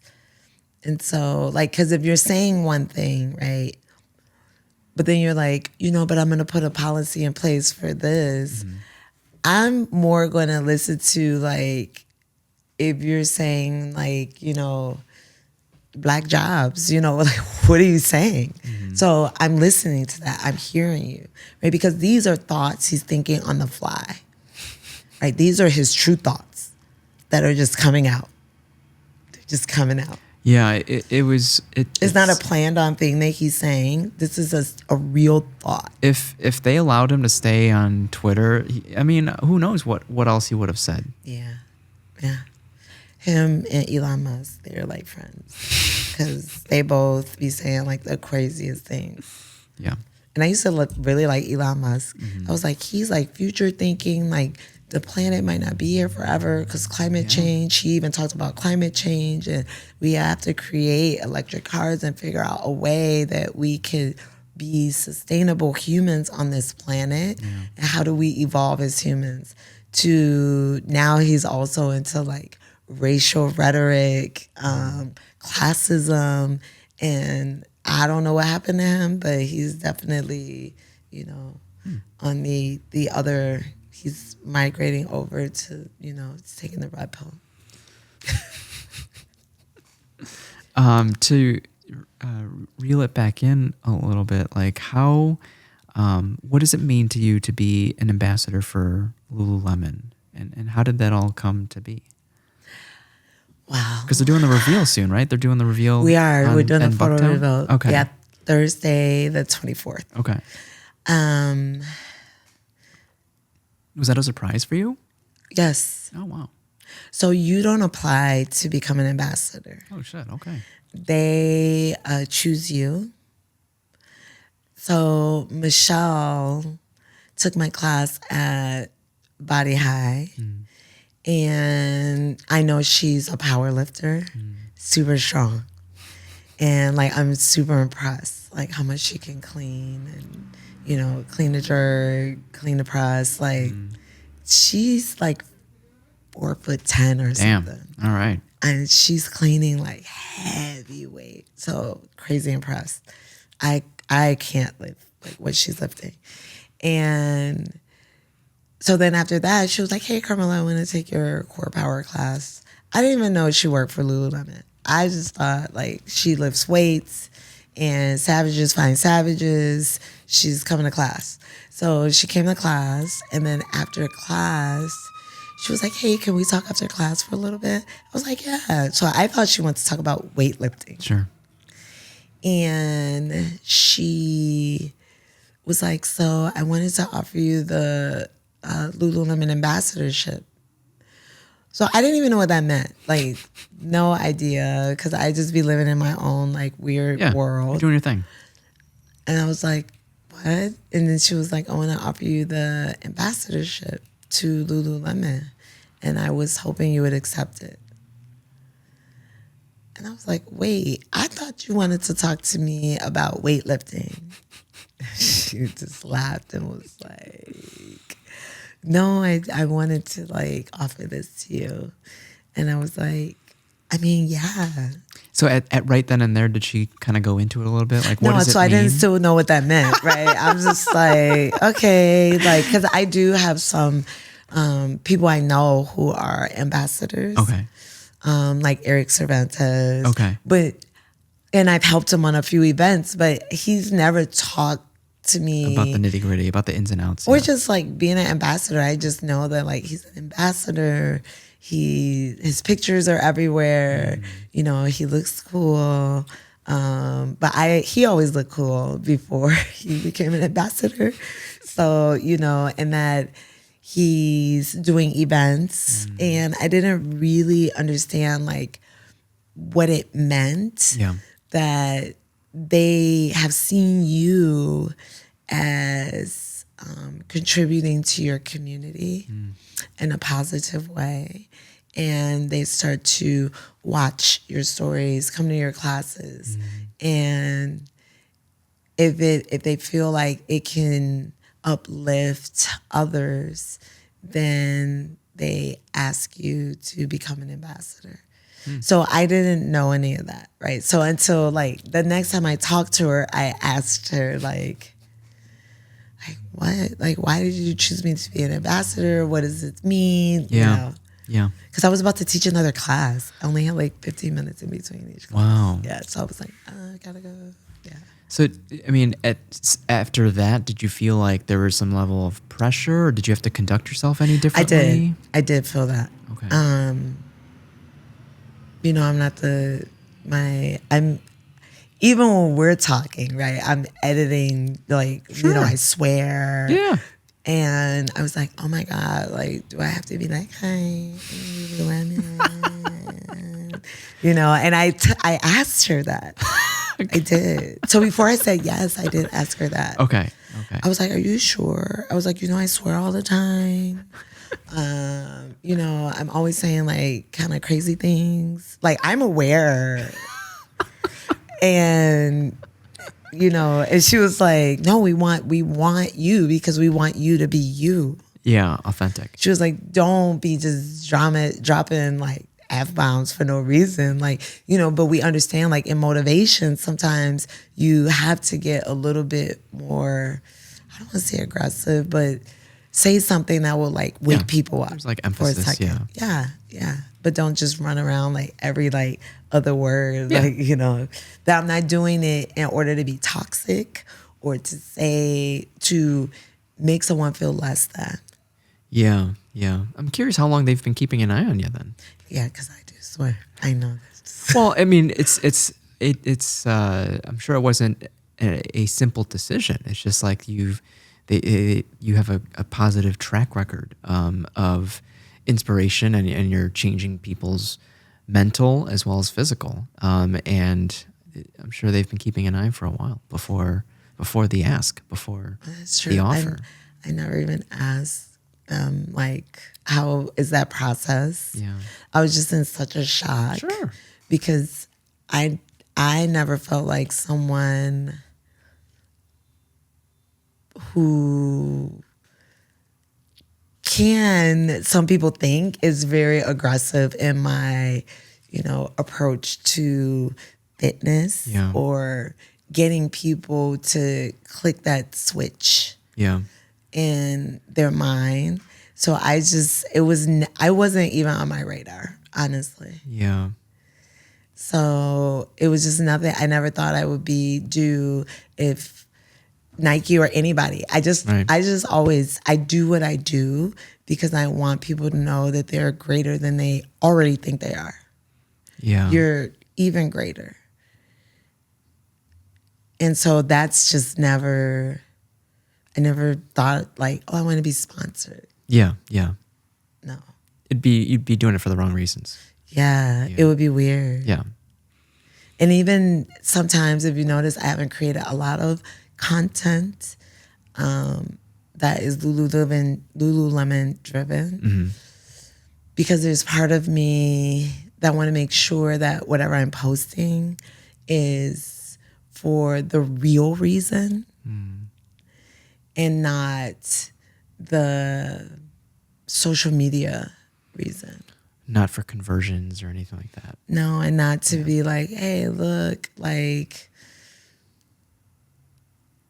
at me kind of a not thing. Not to flex or anything like that. No, I want to post it to like inspire, but not to flex. Yeah. Or to inform. Like when I got the ambassadorship, I wanted people to know like, hey, yo, this is what I'm doing. But not to be like, look at me. That's why I don't post a lot of times me working out. You've seen me work out in person, and the people in my classes see me work out in person, but I typically don't post me working out on Instagram. Well, it's hard to do both. That, and it's something about it feels weird for me. That's just personal. I don't think it's bad. Agree. Yeah.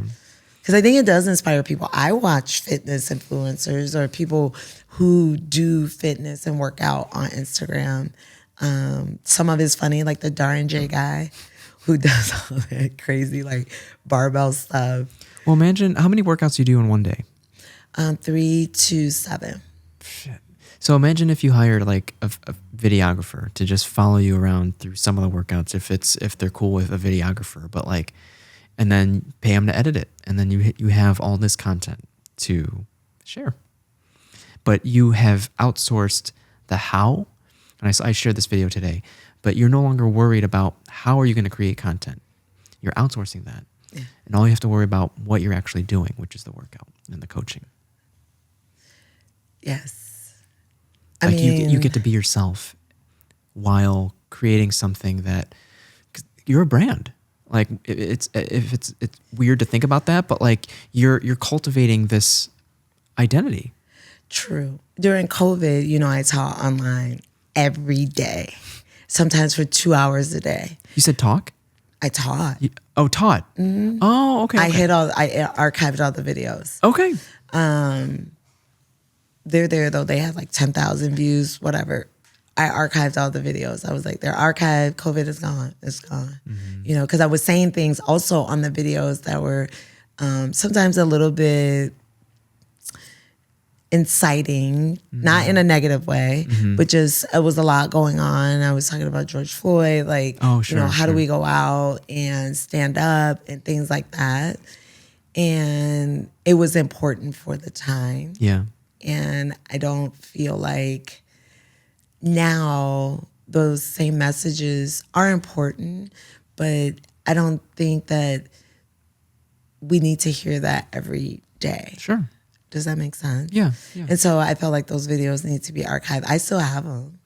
Well, I guess the videos that I'm thinking of are workouts with like just music behind it. Yeah. It could be speeches. Like I'm sure you say some awesome stuff like in the middle of your workouts, but I think watching a 30-second workout clip is inspiring enough.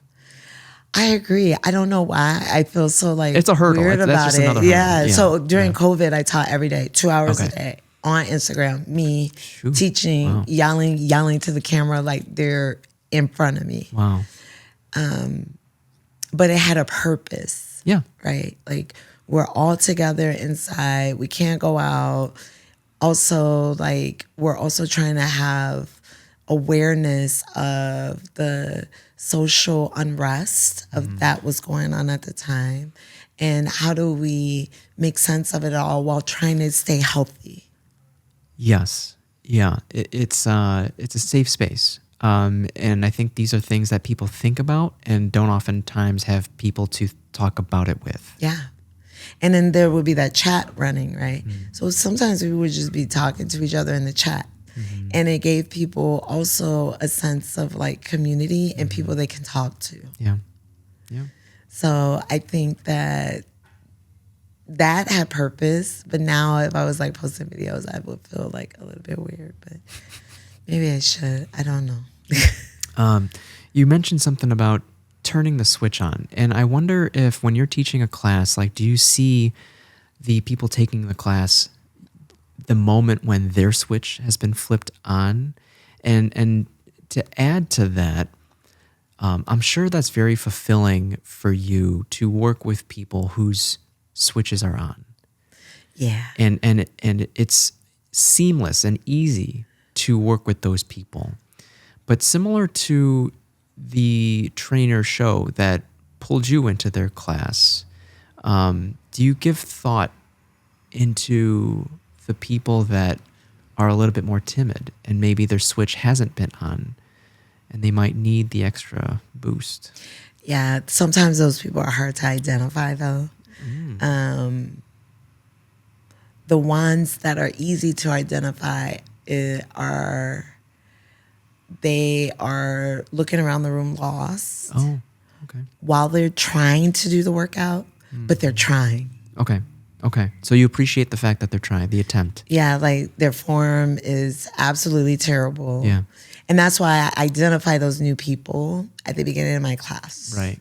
So all you trainers out there, you can steal that from me. Ask who's new. Just know who you got it from. And so I identify them right away.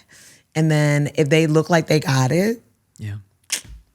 They just come into another fitness class and I am checking in on them because maybe I have moves or exercises they're unfamiliar with. Yeah. But for the most part, they know what they're doing.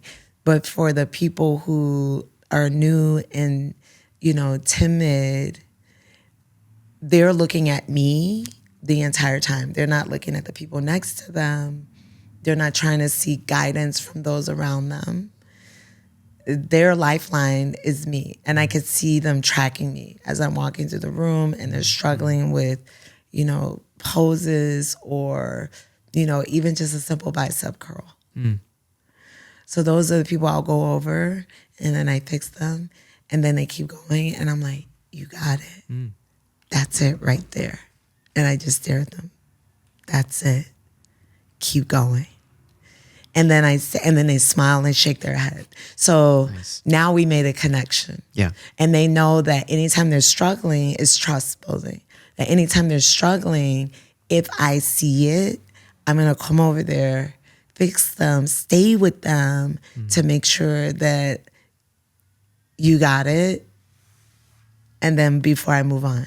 But there are people who you can try to fix their body in space and like.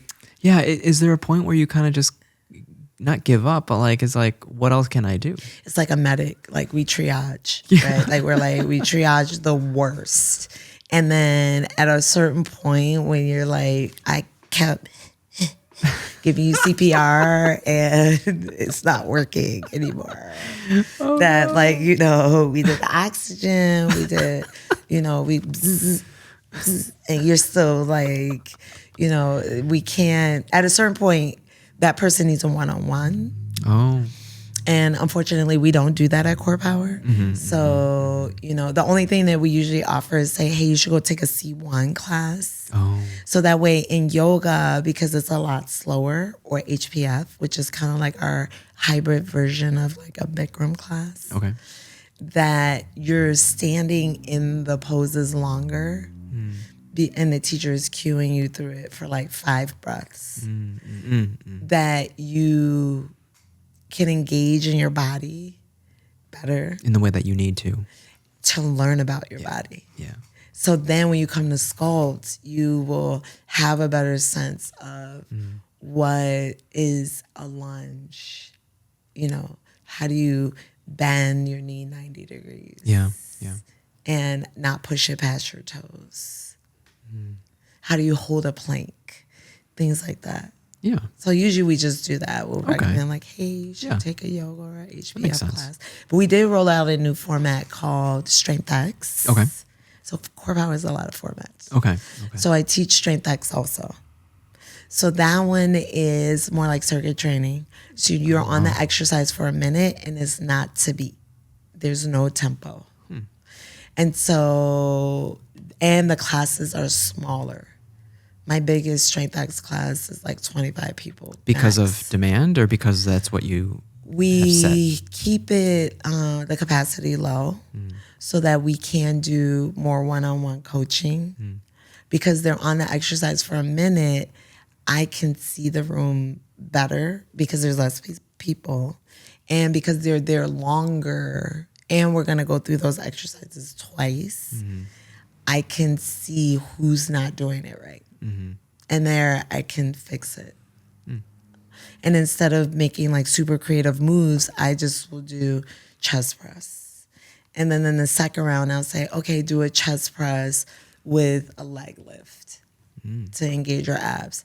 Only if you want to. Otherwise, stick with just chest press. Yeah. And it's not heated. It's low heat. Interesting. So for the people who don't like heat, for the people who feel like sculpt is too fast, or who has no idea about muscle group training, like muscle groups in their body, that they can learn. But they're familiar with Core Power. This is kind of an extension of Core Power. I've had people who are new who's Oh, never really? come That to take Core Power that do X first? that came to Strength X interesting. first. Like usually on Class Pass or something like Oh, that. gotcha. I like it because I'm a anatomy driven person. Like I need to know the why. Why am I doing this? If you're not telling me a why, like why would we do this? To me, it's just I might do it, but I would be like, this has no functionality in the real world. And you just pass that on to your students then. Yeah. It's like somebody was saying something about a kipping pull up. And I was like, no, if you're in the jungle and you're running, you're not going to be like, run, grab, pull up onto the tree. You'd run, you grab it, and you pull yourself up, right? It's a moving motion. So to me, those kind of move. Now, do you need to do 100 of those? No, because that makes no sense. But doing one, knowing how to do a muscle up, that makes sense. Yeah. You literally would do that if you were running and need to like pull yourself up. Yeah.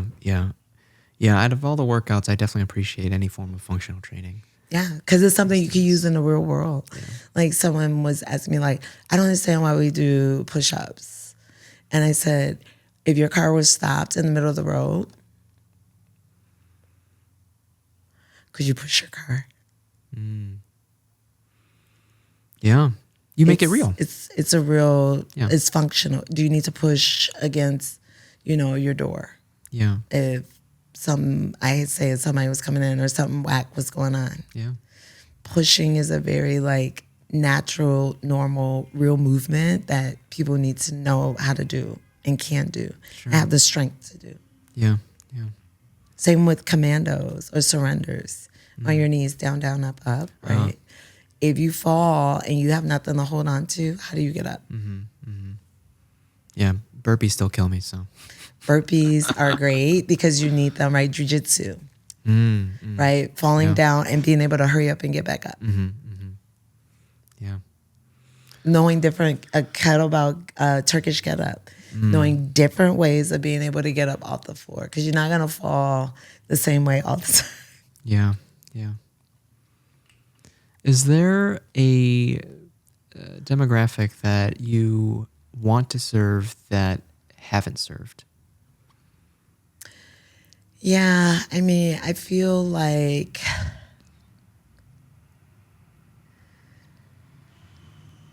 Thinking overall wellness.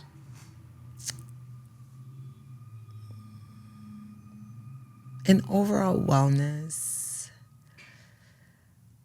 I still feel like nutrition is like a thing that people are afraid of. And that people of color, you know, a lot of times even I used to fall into this thinking of like, well, my grandmother, you know, used to eat this. And so that makes it okay. Or my father was a smoker, so, you know, that should make it okay, which we know, like, it's not. So I feel like a little bit more belief in science is necessary, that it sometimes needs to trump culture. That culturally this may have happened because that was what was available at the time.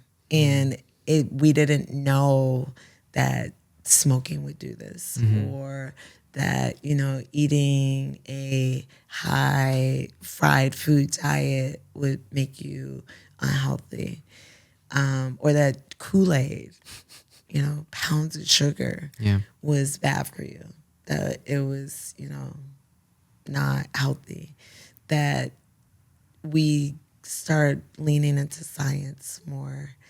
And I wish for that part of wellness and the demographic of people of color to lean into that more. What do you think it takes? I wonder if they make lifestyle choices or changes after something severe like a heart attack or a stroke. Some people don't. Yeah, some people still don't. So how do you make it real for them? And at what point is it similar to, you need a one-on-one? You know, like at what point do you know, not give up, but like feel that you've done everything you could to serve? I think it's that one thing where you have to do something. It doesn't have to be nutrition. Do something you didn't think you can do. I think that is like the real key to like triggering any change. Yeah. And that breaking beliefs and and that also your friend circle has a lot to do with it. And is there an ideal friends number of friends? Like, let's say tight friends. Like, is there a point where it's like, I have too many friends? Yeah, 100%. Yeah. Right, you can have a million friends, but how many friends? I love you. I heard this the other day. How many would you be willing to share a win? So before you made that post about becoming an ambassador, how many people came to mind that would be stoked to hear that you are now an ambassador for Lululemon? Because that list is probably smaller than the number of people true people that are willing to call me when you need help. But how many people? It's really weird to think about. But how many people would be happy for you if you were to help celebrate a win? I would say friends, like 10. Okay. Students, all of them. It's true. Yeah. They all celebrated me like hard. Even for my birthday, I won't say the amount, but they gave me so much for Christmas and my birthday that when I went to Japan, I paid for nothing. Nice. Wow. Yeah, so I feel like my students really do love me. I really love them. Well, in that way, Lulu's inclusive. No, I'm very happy. I didn't know what it meant, right? Like when the whole thing, I literally didn't know what it meant. But the more it settled in, I realized that they really took, I don't want to say a risk because I'm not risky like that, you know, but a little bit, they took a chance on someone that isn't known to be the kindest motivator. Okay. Right? Yeah. That, you know, I'm going to stare at you and then be like, you took a 20-second break? Are you done? Yeah. Okay. Or today at Midtown, Yeah. somebody kept doing it, and I was like, what are you doing? And I kept saying that. And then somebody said, why do you always ask people what are they doing? And I said, because every time I say it, you have to pause and ask your own self, what are you doing? Damn. So I'm asking that, but now you have to think about it in order to answer it. And if you don't have an answer, or if the answer isn't good, you're not going to tell me the answer. If you're just sitting there and 100%. like taking a break and just staring and drinking water and on your phone and looking across the room, and I say, what are you doing? You're going to say, oh, I was looking at that guy over there. Like, are you going to say that? So are you going to say you're thinking about your laundry? Or are you going to tell me that? Do you see people shut down then? No, they laugh. Oh, they laugh. Yeah. Okay. So there's a level of levity then, like lightness to this? Because there is? Okay. Because they're like, oh, you caught me. Oh, okay. Yeah, okay. they laugh. Okay. They're like, oh, you caught me. Okay.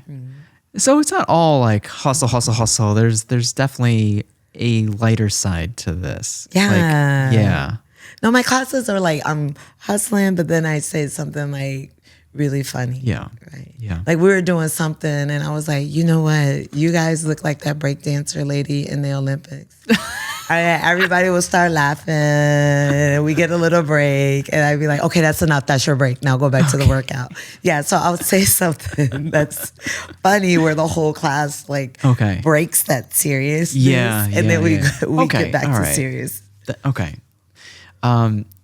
As we begin to wrap up, is there anything else that you want to do or accomplish before you close out 2024? Yes, I am competing in High Rocks again. So I just did Toronto in doubles with Erica Falarski. I do want to comment on her. So most people know I do not like running. Okay. I'm just like, who are we running from? And we shouldn't be running away. I should be able to beat them up. Okay. And if we're chasing someone, why are we chasing them? I'm not the police. Like, all right. So, right. Like, why am I chasing somebody? What's happening? Okay. Right? If somebody stole my phone, bye. I'm not chasing you. Like, it's gone now. That my life is not worth that phone.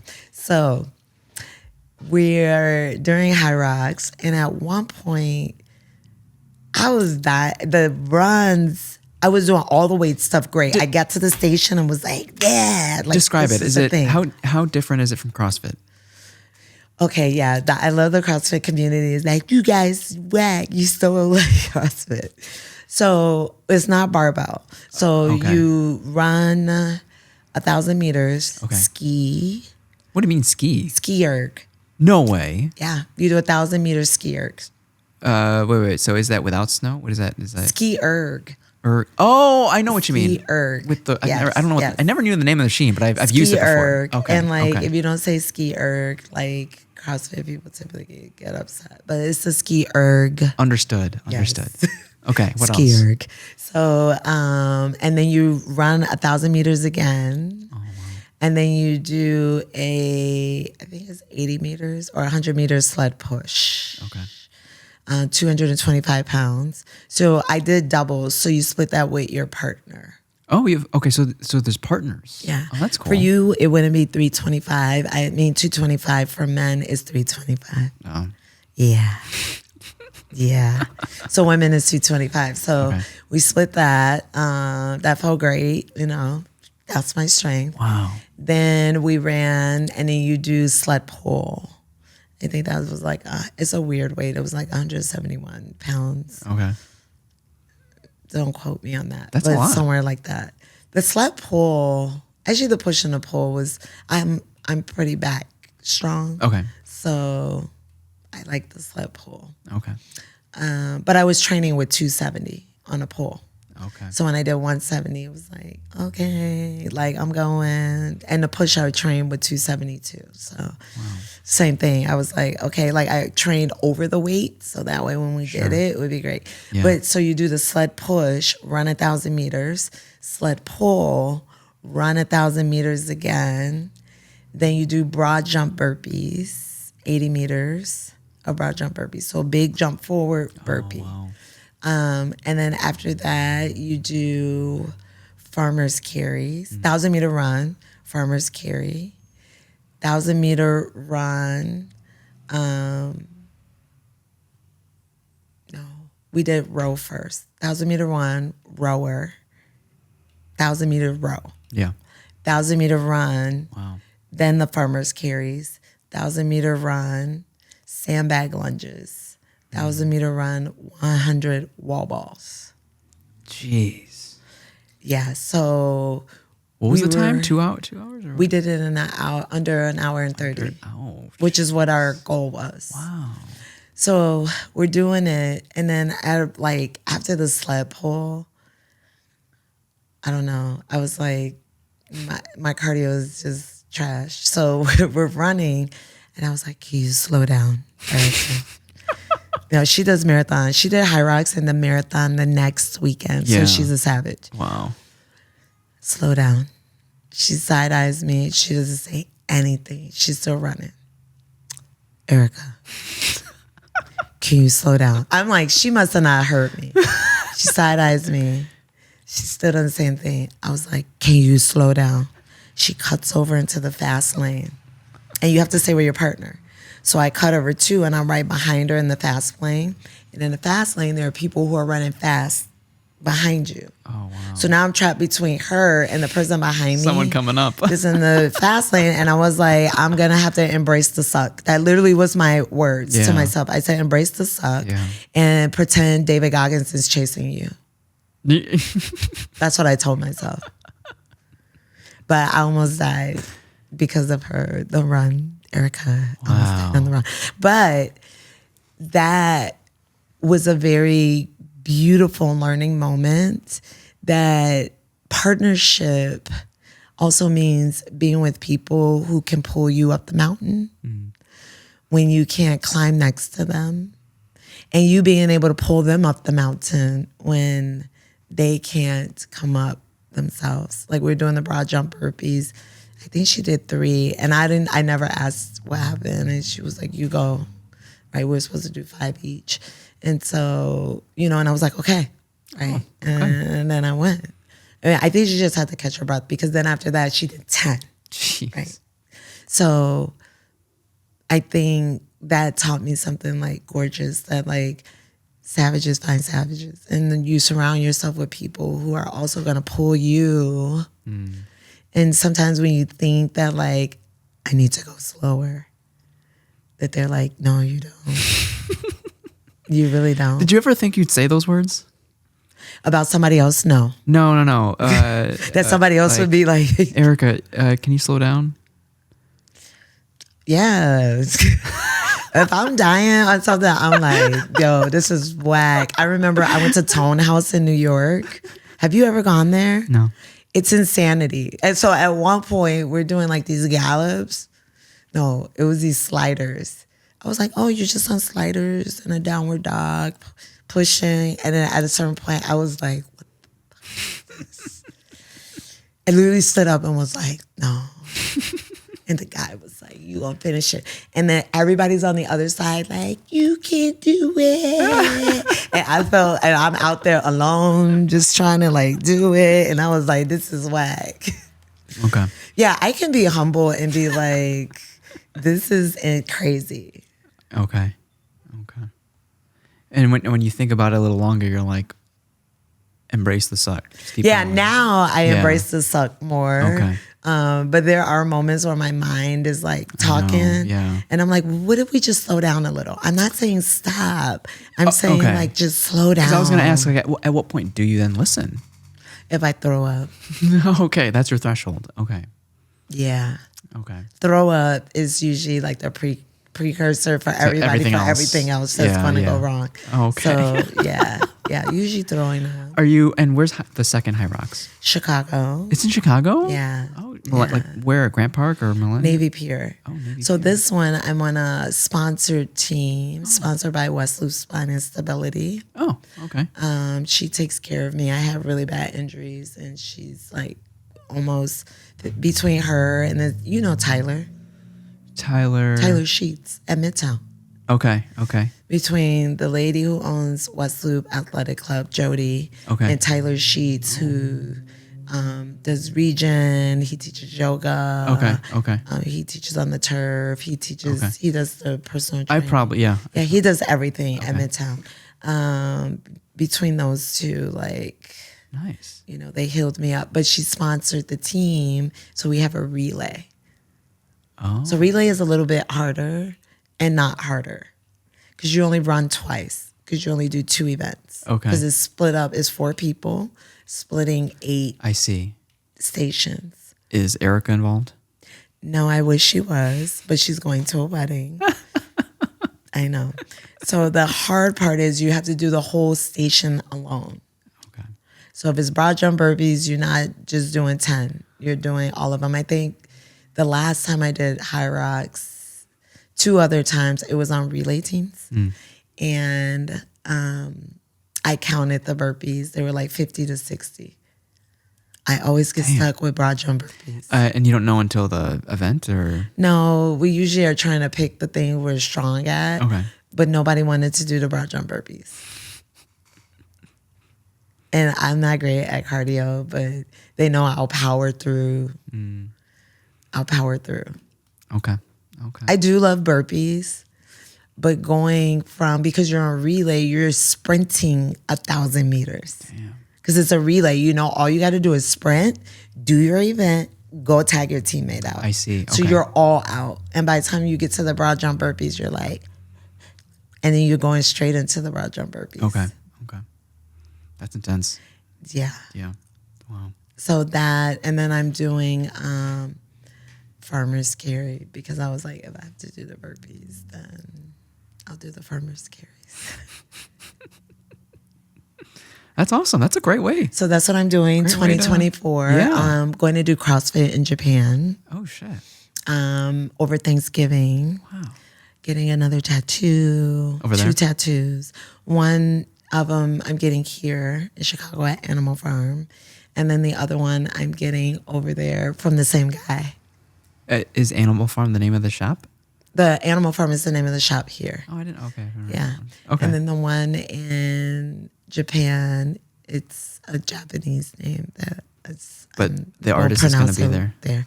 Yeah, his name is Hitomi, but he's going to do the other. Cool. One more tattoo for me. Very cool. Yeah. So I think that's how I'm closing out 2024 and some Friendsgiving. Yeah. Some holiday parties. The kiddos are okay? The cats. The Kids. Yeah. Yeah, The kiddos they're are okay good. now? So my youngest goes to DePaul. Nice. My 30-year-old is in LA. We don't have a lot of contact with him. My daughter is here. Okay. She's a barista. She loves it. She's quit different places multiple times and then tries to do like office work or whatever. And then, baristas love what they do. Yeah. Yeah. They really do. They get annoyed by it sometimes, but they actually, I don't want to say all, but I feel like a lot of people Thoroughly enjoy what they do. if they're like really into the art and the craft of coffee, they like what they do. But Yeah. sometimes she's like, I'm tired of being on my feet. I'm tired of being in this thing. My wrist hurts. I'm burning myself. And then she goes right back to it. So she one day would love to open a coffee shop. Yeah. Okay. Anything else you want to share? Where can people find you if you want to be found? Last year I have 4 cats, as you know. I need to put that out there. I'm a cat lady. You can find me at Core Power, West Loop, Midtown, Body High Fitness. What neighborhood is that in? Body High is next door to Yoke on Division. Okay. They have 2 locations, and they have a Gold Coast location too. Okay. Gotcha. Division in Wicker Park. Yeah. Yeah. I didn't know there was like another Yoke further down on Division and Gold Coast. Somebody made me aware of that. I was like, I had no idea. So yeah, and then I sub at Base Camp if they need a sub and if I have an opening at that time to sub there. Yeah.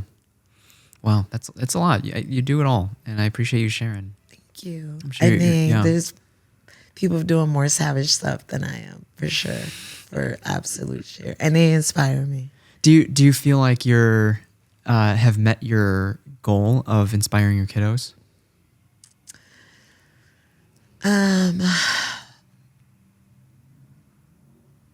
Yes and no. If I were more financially stable and teaching them how to do finance, Yeah. right? I feel like that would be great, but I feel like I have taught them to be empathetic humans. Maybe I didn't teach them that. That could just be But it could also be leading by example. But just that humanity, don't give up on humanity. And I think I have taught them that. We talk about like things we see, and it's like, you know, how do we help, but also how to have empathy for that, and not just like look at a thing that's happening and think like, oh, that's over there. Yeah. How do we have empathy for the things we hear and see around us? I guess I should have asked this sooner when you were when you had them. You at that time, as a young mother, was probably cultivating your own individual curiosity, and as you noticed, like your children's curiosity, was that like fun? Was that interesting to like kind of line up like how to share your curiosities with them, or how to help them cultivate their own curiosity? Did you notice anything like that? I think, well, they do like anime. Okay. Oh, okay. Okay. I think it's a positive and a negative to growing up with your kids, because you're making a lot of mistakes and they're bearing witness to those mistakes, but also they're part of those, you know, mishaps that you may do. And a lot of times they forgive you, but they don't forget, right? So they can not forget and forgive you, but still stay angry about it. So forgiving someone doesn't mean that you're not angry about it anymore. Okay. So those kinds of things are the negative, that there's no rule book, there's no playbook, especially when you're that young, that you yourself haven't experienced life. And now you're trying to learn how to, you're not even legal to drink. And you're trying to still grow up and raise children. So you're trying to be an adult while you're still a child and don't know anything. So I think there's positives to it, because I have more energy and they teach me a lot. When you're younger, you're more curious, as you said. So if my kids are like, Mom, look at this, you know, Facebook, you know, whatever, Instagram. Like, I think I didn't want to get on Instagram at first. And like, my daughter was like, no, like, this girl, you should get one. Somebody gonna steal your name. You know, I mean, she's smart, right? She's smart. She knows how this stuff works. And so she, you know, teaching me like these new things that are coming out, or sharing with me new information and feeling comfortable to do that, right? Yeah. Because I'm not like some old like person who's not gonna understand. Yeah. So that's the positive part. They feel like they can share with me and not hide from me. Yeah. And they never did that growing up. They didn't really hide stuff from me, because they knew that like I understood like you making mistakes, or if you did something whack, or like just tell me so we can figure it out. Yeah. Yeah. Very cool. It seems like both parties feel seen. Like you feel seen by them, and then they feel seen by you. I hope so. Carmilla, it was a pleasure. I look forward to the day I get to dine in one of your classes. And please come. And the city is very lucky to have you. Thank you. Yeah. Everyone else, give Carmilla a follow, and we'll see you in the next episode. I appreciate it. Thank you. Bye. Bye.